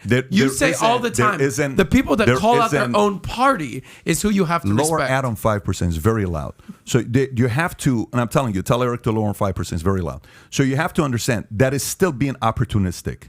No, that's fine. Yeah, it is. Joe saw an opportunity. Says, let me go against Trump. I don't think he's going to get reelected. I think there's an opening for him. What was the opening? How did that help his life at all? How did that help me? But that's a bad decision he made. I agree. Okay, yes, but he was being opportunistic. From a career standpoint. Yeah, but he was being opportunistic. But from a looking yourself in the mirror standpoint, there might be a difference. Looking yourself in the mirror today, you look like a fool. Pat, looking yourself in the mirror today, if you look at, guys, what happened to the Fed rates yesterday? What happened yesterday? Tell me. It was raised by 3/4 75 of a basis point. points. Where are we at right now? 2.25 base Fed rate. So correct? Am I right now, 30-year fixed is what? 30-year fixed right now is what? 6.5. Welcome to the Biden administration. Your vote.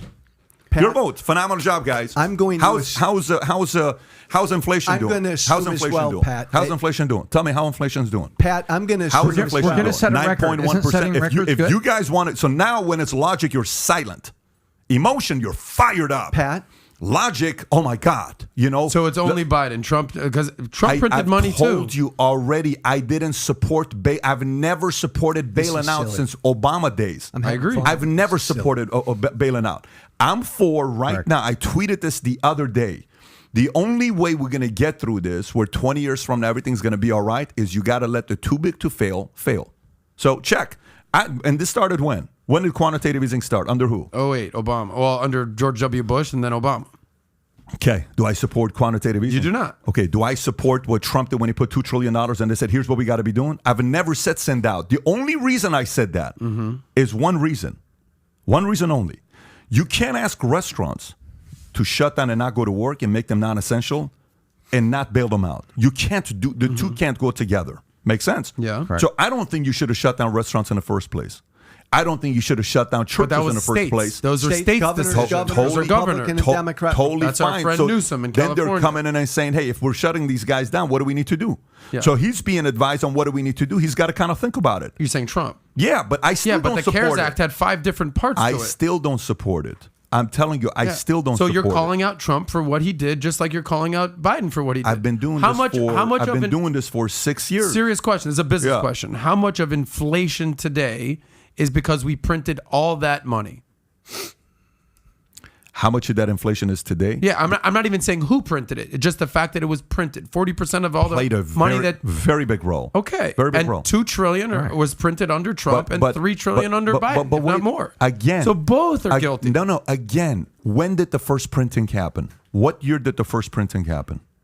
2020. What month? March of 2020. Okay, so what was gas prices in December?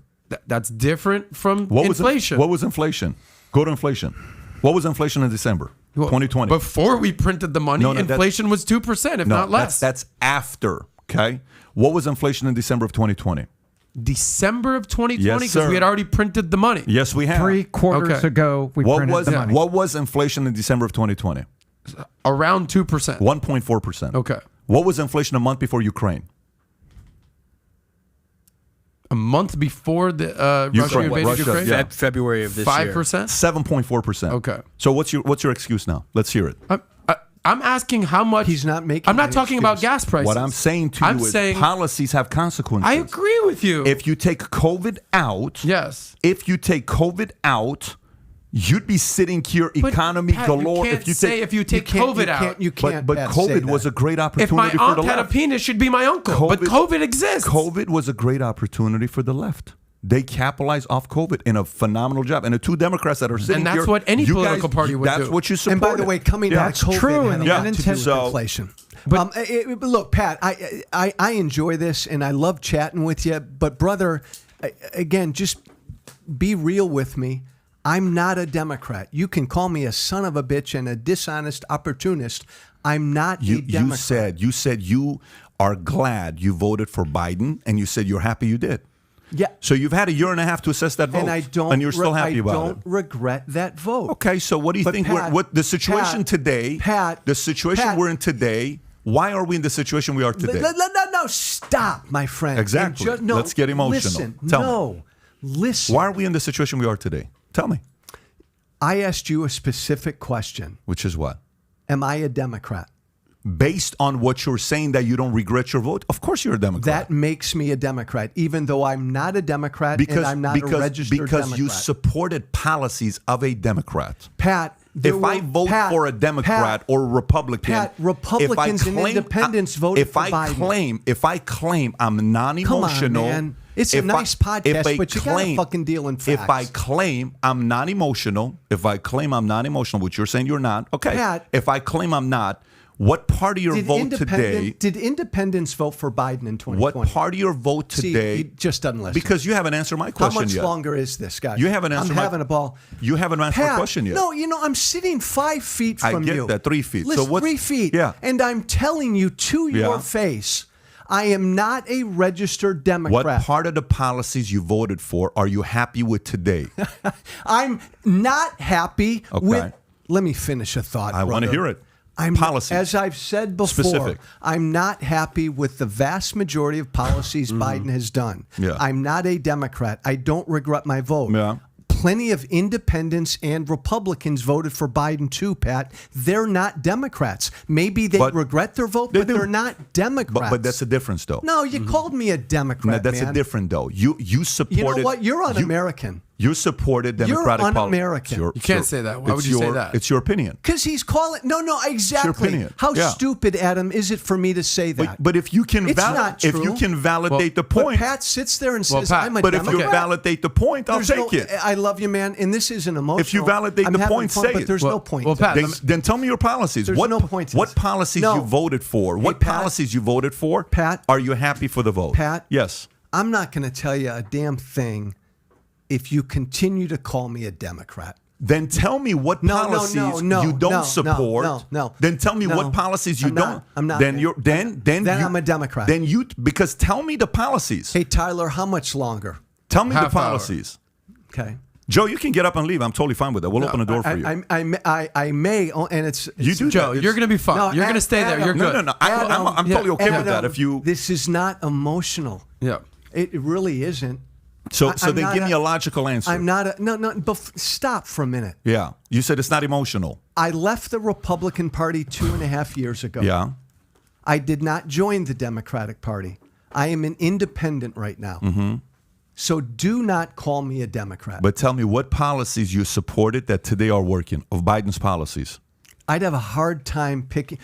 I can give you one. Sure. I'm glad Biden got us out of Afghanistan. I'll give you two. I like the simple infrastructure bill that the bipartisan infrastructure bill that Biden signed into law. Those are two that I approve. The vast majority of things Biden did, I don't support. So you support the way we left Afghanistan? Absolutely. I support us getting out of Afghanistan. Let's clarify that. Do you support us getting out, or you support the way we left? I'll answer that. I supported us getting out. Because that started under Trump and the Doha agreements. Hey, my friend. Yeah, that was a promise of Trump's that I supported. And I'm glad Biden got it done. And I believe that any way we would have gotten out of Afghanistan was going to be ugly and messy, and it was. But I respect Biden for having the balls for doing it. Mm-hmm. Yes. PBD, let me ask you a question. Yeah. You say this all the time. This isn't like a setup punchline. Who controls America? Who controls America? What do you mean? Okay. As far as voter blocks, yeah. Who controls America? 12%. Okay, exactly. Yeah. That's the answer I was looking Sure. for. And where are these 12% typically located? They're all over America, but there's a specific region that Hillary didn't visit, let's say. You're saying non-red? Non-red states? No, I'm just saying. He's saying Wisconsin, No, Ohio. Exactly. Yeah. The Okay. quote-unquote blue Sure. wall that broke in 2016. Right. So, you're talking about evolving Rust Belt. yes, the Rust Belt. And Joe's from what state again, Joe? Illinois. Rust Belt. Okay, I'm talking Michigan, Ohio, certain parts of Pennsylvania, the western part of Pennsylvania, Illinois, Iowa, that whole Rust states Belt. Hillary You're ignored. talking about places. Ohio's always in balance. And We're this goes talking back to the point you're making with Joe. Those same people that voted for George W. Bush in 08. Yeah. I'm sorry, in 2000 and 2004, those same people voted for Obama in 08 and 12. And then those same people voted for Trump in 16. And then those same people voted for Biden in 20. Those people, those 12% independents they control America. Like, I'll give you an example. My grandmother, God bless her, 90 years old. She voted for George W. Bush. She voted for McCain. She voted for Obama. She voted for Trump. And then she voted for Biden. She's not anything. Like, you're trying to pin him to be a Democrat. Those same people I asked you, flip-flop each election. That's why I said Yes. flip-flop. You're right. Okay. You just validated my point I just said 20 minutes ago. I was enhancing your point, but the point is that Joe's saying is like, I can go back and forth. I can't be labeled a Democrat. You can go back and forth from Republican to Democrat to independent, whatever. He can go from a Republican to an independent to a Democrat back to an independent back to a Republican. He can do whatever the hell he But wants. there's a difference in what you're registered as versus who you vote for. What I'm saying to you He's right not now registered is as a when you Democrat. vote, Yeah. you're voting for policies. What policy do you support? No, Pat. That's a part of it. The logical vote. Pat, part of it. The Yeah. logical vote, not But the emotional as you know, vote. most people are I emotional. do. That's why I'm part of the 12%. But I gave you credit saying Pat has a unique ability to remove emotion and focus on logic. But most people can't do that. Right, Pat, don't speak for everybody. When you vote, you vote on policies. Respect that. I think that's what we got to do. But not everybody I does. agree. And I think more of us need to vote on Now policies. we're finding common ground, guys. Look at us. I think more of us need to vote for policy. There you go. So we agree. I think we need to get less on voting emotional and allowing the mainstream media to confuse the hell out of Pat, you. you're right. But it's hard to do. I have a didn't question. say it. When That's did I hard to tell you do. it's easy? I started off telling you it's going to be hard. That's like saying, guys, you need to be in shape. I agree. But Adam, 70% of America is overweight. You know why I love That's free hard to do. You know why I love free enterprise? You know why I love free enterprise? You could probably write a book about that, I'm Do you sure. know why I love free enterprise? Tell me what. Let me tell you why I love free market. You know what's the great thing about free market? Free market will tell you if you're doing a horrible job very quickly. Mm-hmm. And there is no debates. That's right. Everybody knows. You know what's the thing about politics? You can spin all day long and people don't know because there's not a way to measure.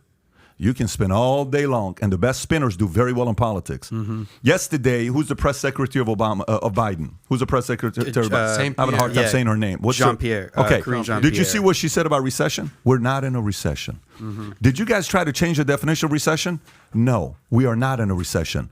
Are you not familiar with the NBRA or NRBA, where in 19 such a they Love said that this story. Let's focus on that. So it's the ultimate spin zone. So for business people, you can't say you're in a board meeting. Hey, can you tell me why last quarter you were down 42%?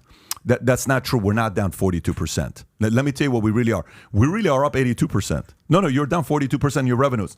That's not true.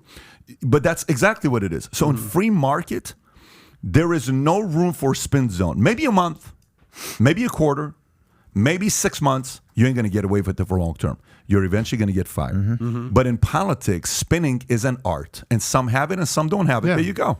So emotion works. Would you say that? Okay, so what's the technical definition of a recession? 2 quarters, 2 quarters declining GDP. Yes. So in the first quarter of the year, from January to April, right? First quarter, we were down 1.9%. I want to say. Yeah. Now the number just came out today. Breaking news.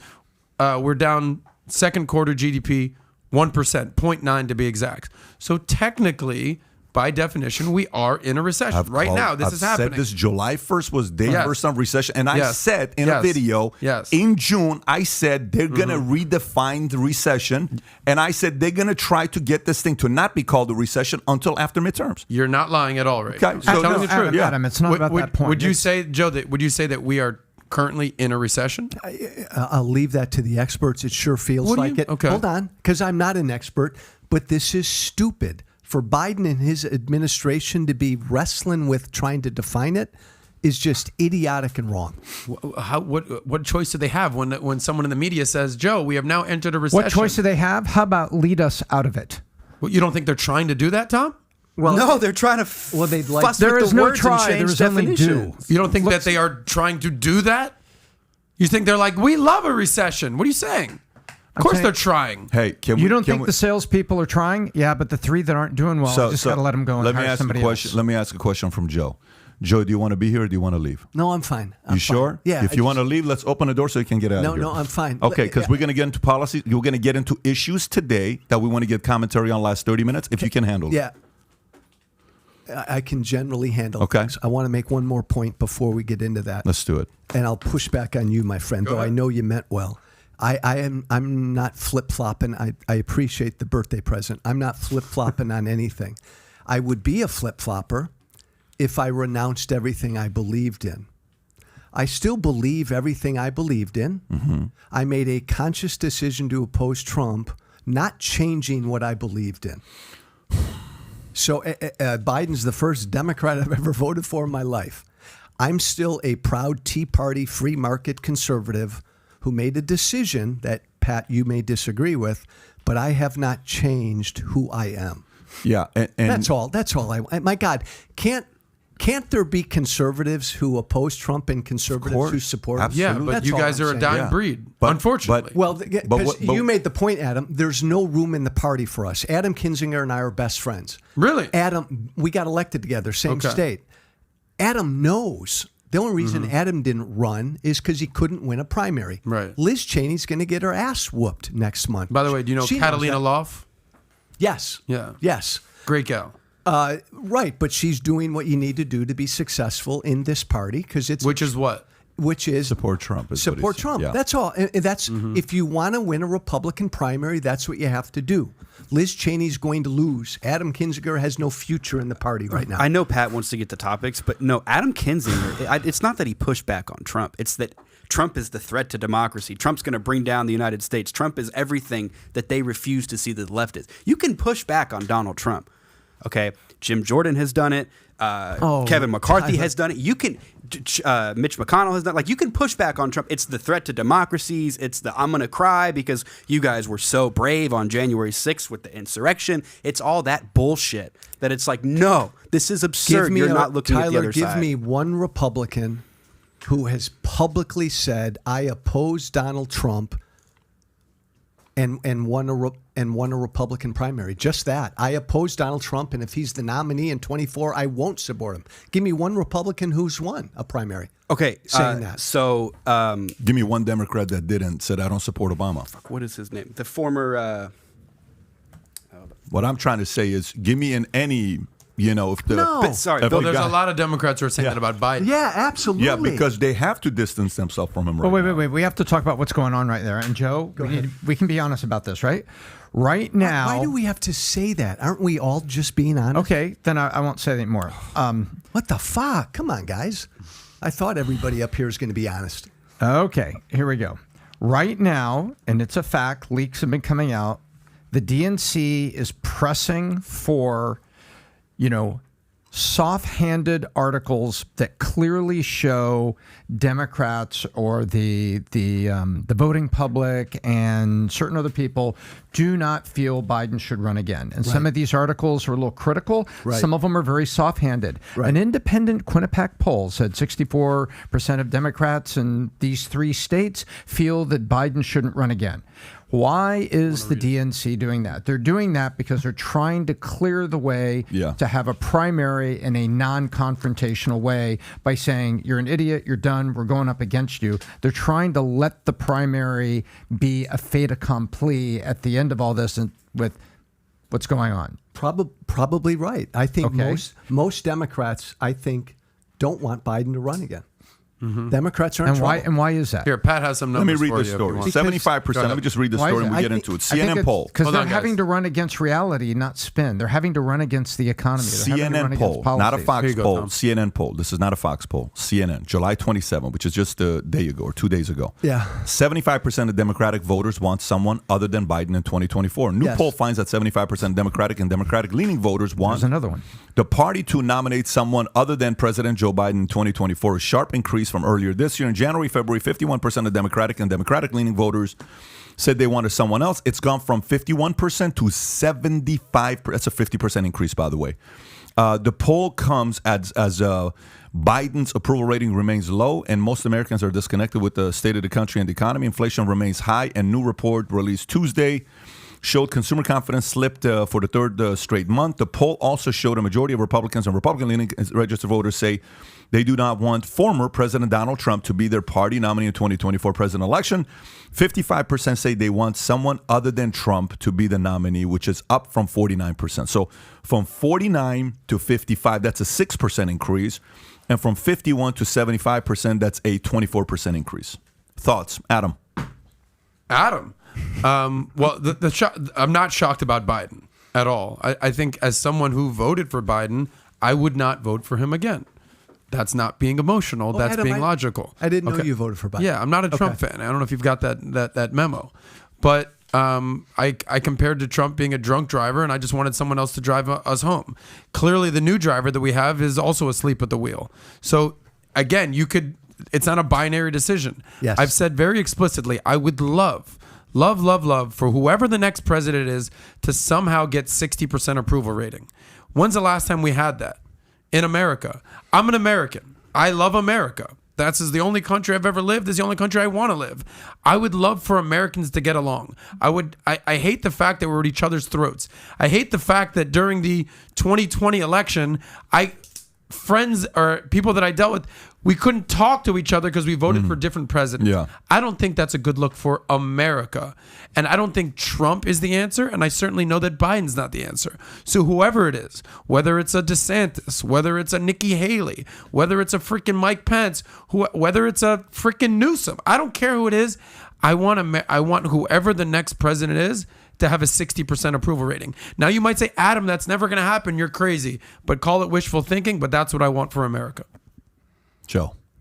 I don't think that's probably possible for a while. Because look, and Pat, if you and I sat down over tequila for me and whatever you drink, old fashioned. Okay, your vision of America and my vision of America. I'll take one right now. Yeah. I may have my first tequila of the day. Our visions is it of 9 America, o'clock already? Our visions of America is probably similar, really close. I believe in a country of freedom, free markets, and a government that generally leaves us alone. Yep. That's my vision of America. I think we're so divided, Pat, and this was before Trump. Trump didn't cause this divide. He's just an ugly consequence of the divide. But I think we're going through like a revolutionary period right now where most Americans no longer agree on this basic principle of what it means to be an American. So I think we're divided for a long time. I think it's going to get uglier. The Democrats are in a lot of fucking trouble because Biden is too old. He's incompetent right now. There's nobody else waiting. The Republicans have their issues. It's going to be tough. Who would you like to see run in 2024? I have no. If you know, but you have to give an opinion. I mean, it's a hypothetical. Who would you like to see on the Democrat side, and who would you like to see on the Republican side?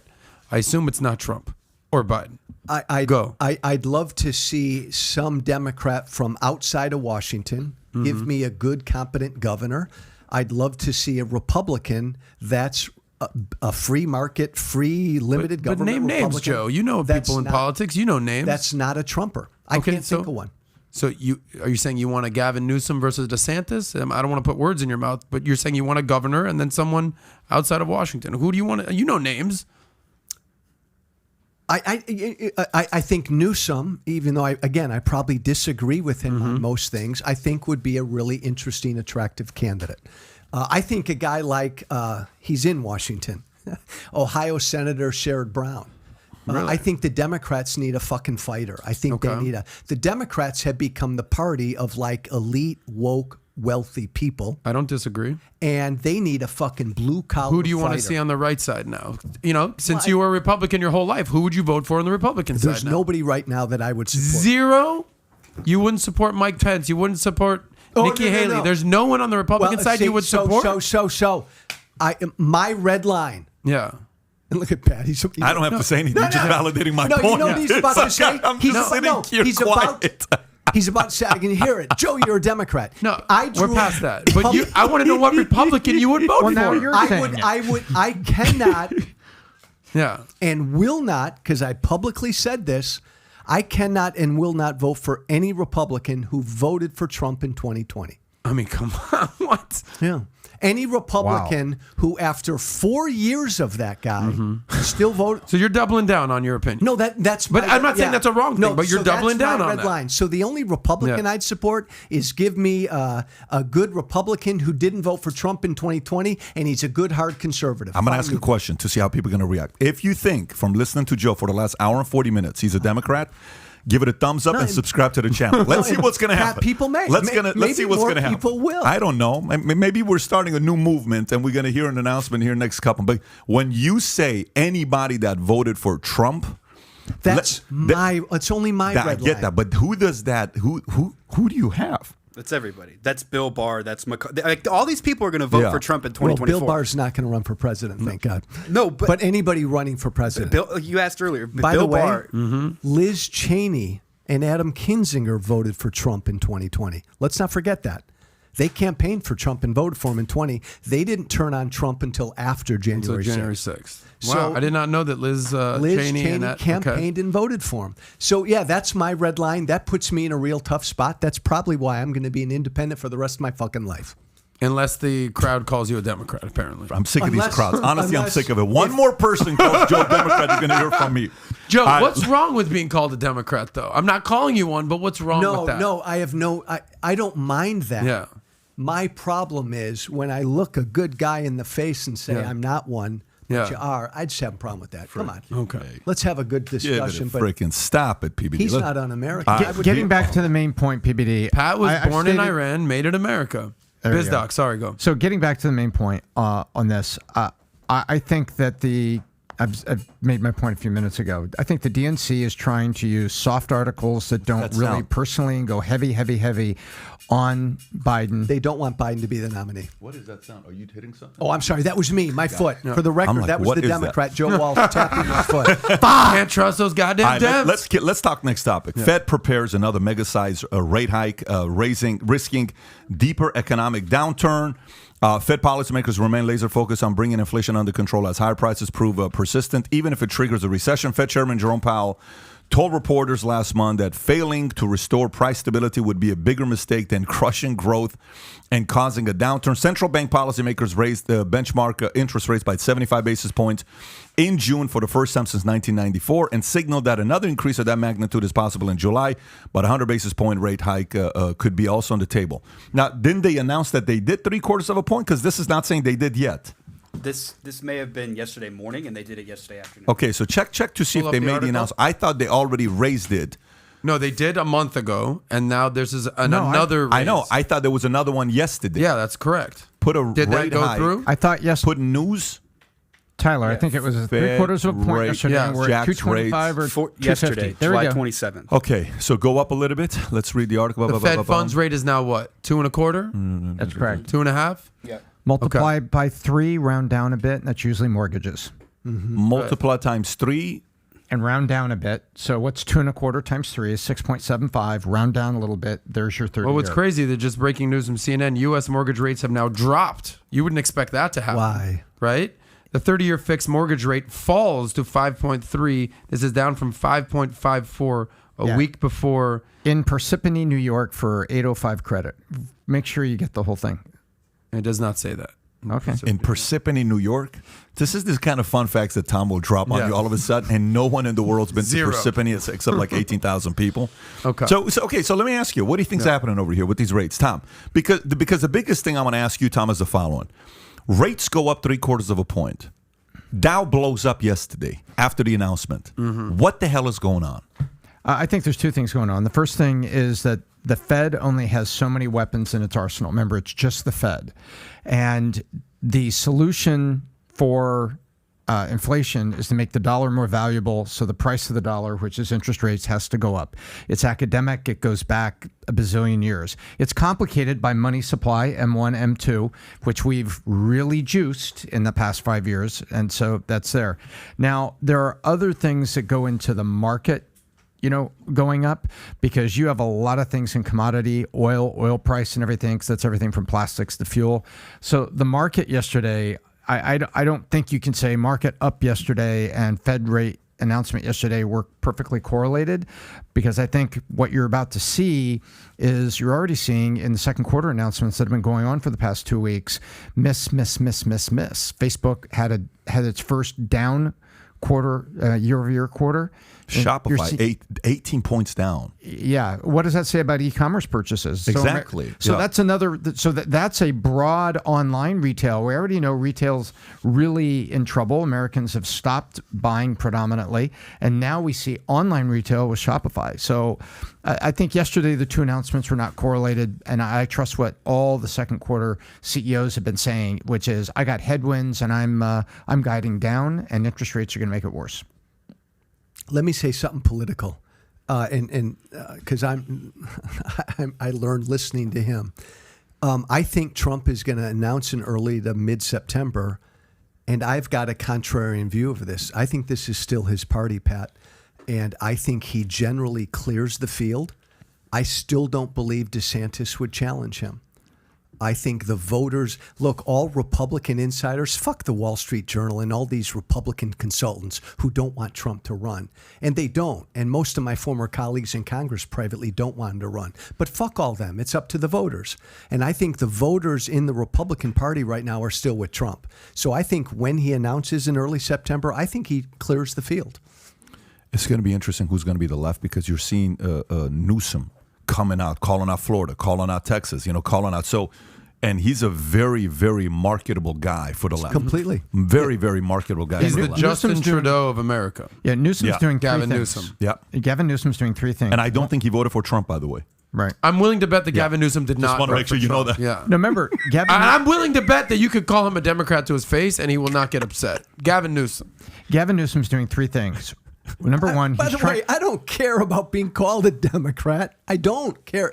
I'm not one, though. Stop I just want you picking on to him. know that. Pat, I apologize. That's my fault today. Seriously. You've done nothing wrong. It's been all out. I'm trying to have a civil conversation. You keep poking the bear. Go ahead, Tom. Right. If I'm not interrupted by one more demon cat. Anyway, channeling Rush Limbaugh. There's three things that Newsom's doing. So we were talking about this. Number one, he's trying to clear the deck of potential primary challengers on that side. Number two, he's trying to get early access to the DNC funds. Which is bigger, the money I raise or the DNC fund? That's the bigger bucket, always is. So you always want to clear the decks because you get early access to it. And the third thing is he's been testing against individual issues, and they are polling the piss out of it in California. If you look at the polls and things coming out of the Chronicle, they're he is intentionally making a national statement against Florida, and then they're polling it to death to see how it's doing. That's all right, but here's the deal, guys. And it's all part of him trying to set the ramps. That's all it's correct. It's a machine. But it's a machine. It is, and that's all correct, and Newsom's playing it. But if Biden doesn't run, it's going to be a wide open primary because there are a lot of Democrats who want to run. Even if Biden runs, Joe, it's going to be a wide open primary. Oh, yeah, I didn't say there's no primary, Joe. I said and the fact that they're still mentioning Kamala's name as a potential candidate in 2024 is a fucking joke. I'm not sure. What do you mean you're not sure? I think if Biden comes out next year and says he's run for re-election, I don't think. Oh, you're going to see arrows in his back like you've never seen a sitting president. And there's Are also, you kidding me? That's a sitting duck right I think there. America's ready for an 80-year-old president. Adam, DNC. We've now opened up the sarcasm ball. Or a DNC is planning the article. Or a DNC is 78-year-old planting president. articles with the New York Times. It's a fact. DNC is planning these softball articles on polling. Maybe Biden shouldn't do this because they're trying to play nice with him respectfully, but lay the groundwork. Joe, the approval rating, the polls, everything.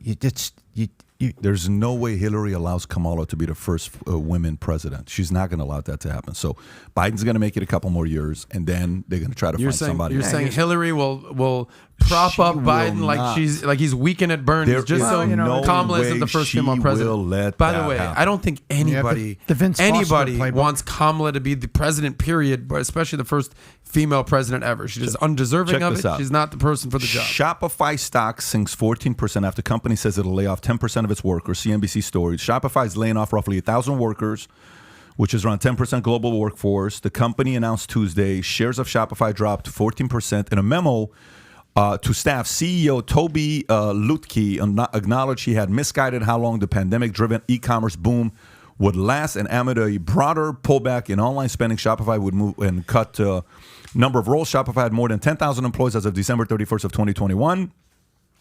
Shopify bet that the increasing mix of online spending over commerce in stores would permanently leap ahead of by 5 or even 10 years. Lutke said it staffed up to meet what is anticipated would be a sustained shift to e-commerce, more than doubling its employee base since 2019, said the company in February. Obviously, it's in a different situation today. By the way, you know who bought $50 million of shares in Shopify yesterday?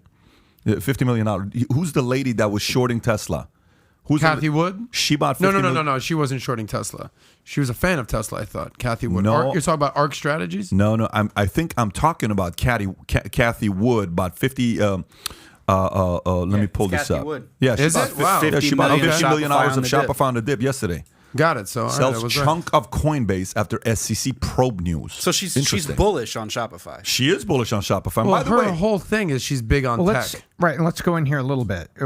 What he was saying was very, very true. There is an illusion of the shift, if you overread the statistics, to e-commerce because we were locked down. So e-commerce was how we were ordering so many things. Mm-hmm. And then it's good to be out again and people going to the grocery store and things like that. Not to the mall, but to the grocery store and to Home Depot and things like that. So part of that is a pullback.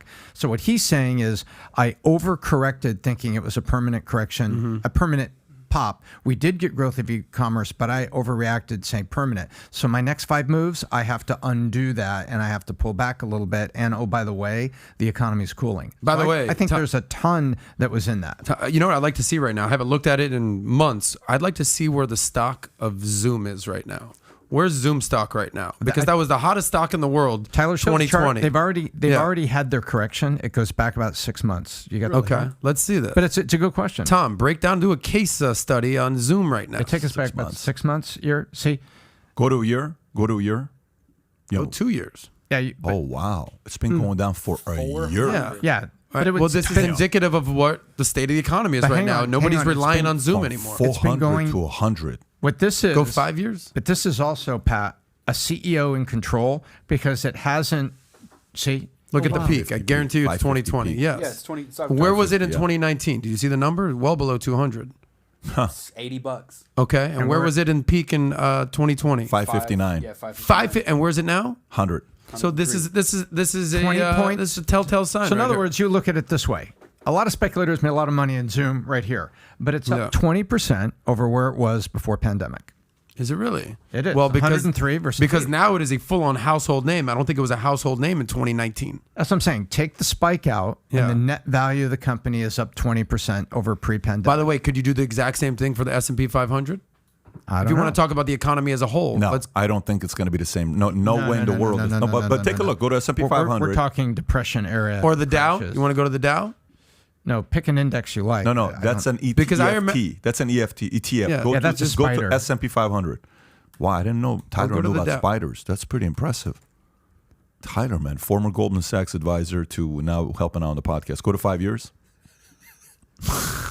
Tyler, I love you. It's a complete. Tyler, you're going to come work for me. There you go. Well, what this shows is that the 2,500. economy, and this is where you got to give some credit to our friend Joe Biden. 2019, where was the S&P? Below 3,000. Yeah. Right? Where is it now? And then it went down to 2,000?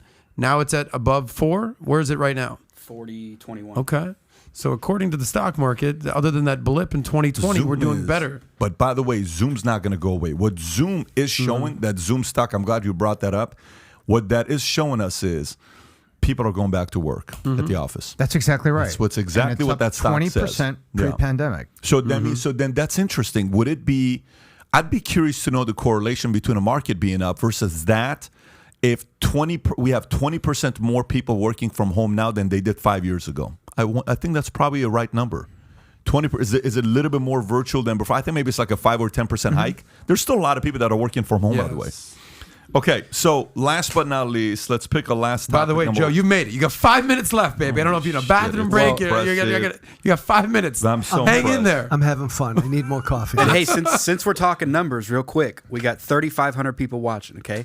900 people voted. I knew it. 80% of them say that you're a Democrat. Wow, so You can't disappointing. listen to Honestly, these guys. The Look what you did. people have Can't trust them, spoken. though. Screw Can't that. trust them. Is that Tell them to come Can't here trust right them. now. Is that a bias sample? Absolutely not. Oh man, they're Little gonna. His word is gospel with this audience. Man, that, honestly, sometimes it pisses me off. I can't believe they said the fact that you're. We love our It is what it is. valuetainers. Anyways, out there. hey, It's not Joe, over the first of top, all, though. you came, the audience likes it and respects, whether they agree or disagree. If there's one thing our audience respects is a person that has the guts to come here and talk and hash it out on a podcast, because it's different than when you're on a Fox or CNN or MSNBC. You got 30 seconds to give an answer. You can actually get deeper here, and we all learn. And the more there's a fight, the more the audience wins, and I think the audience definitely won today. So, podcast.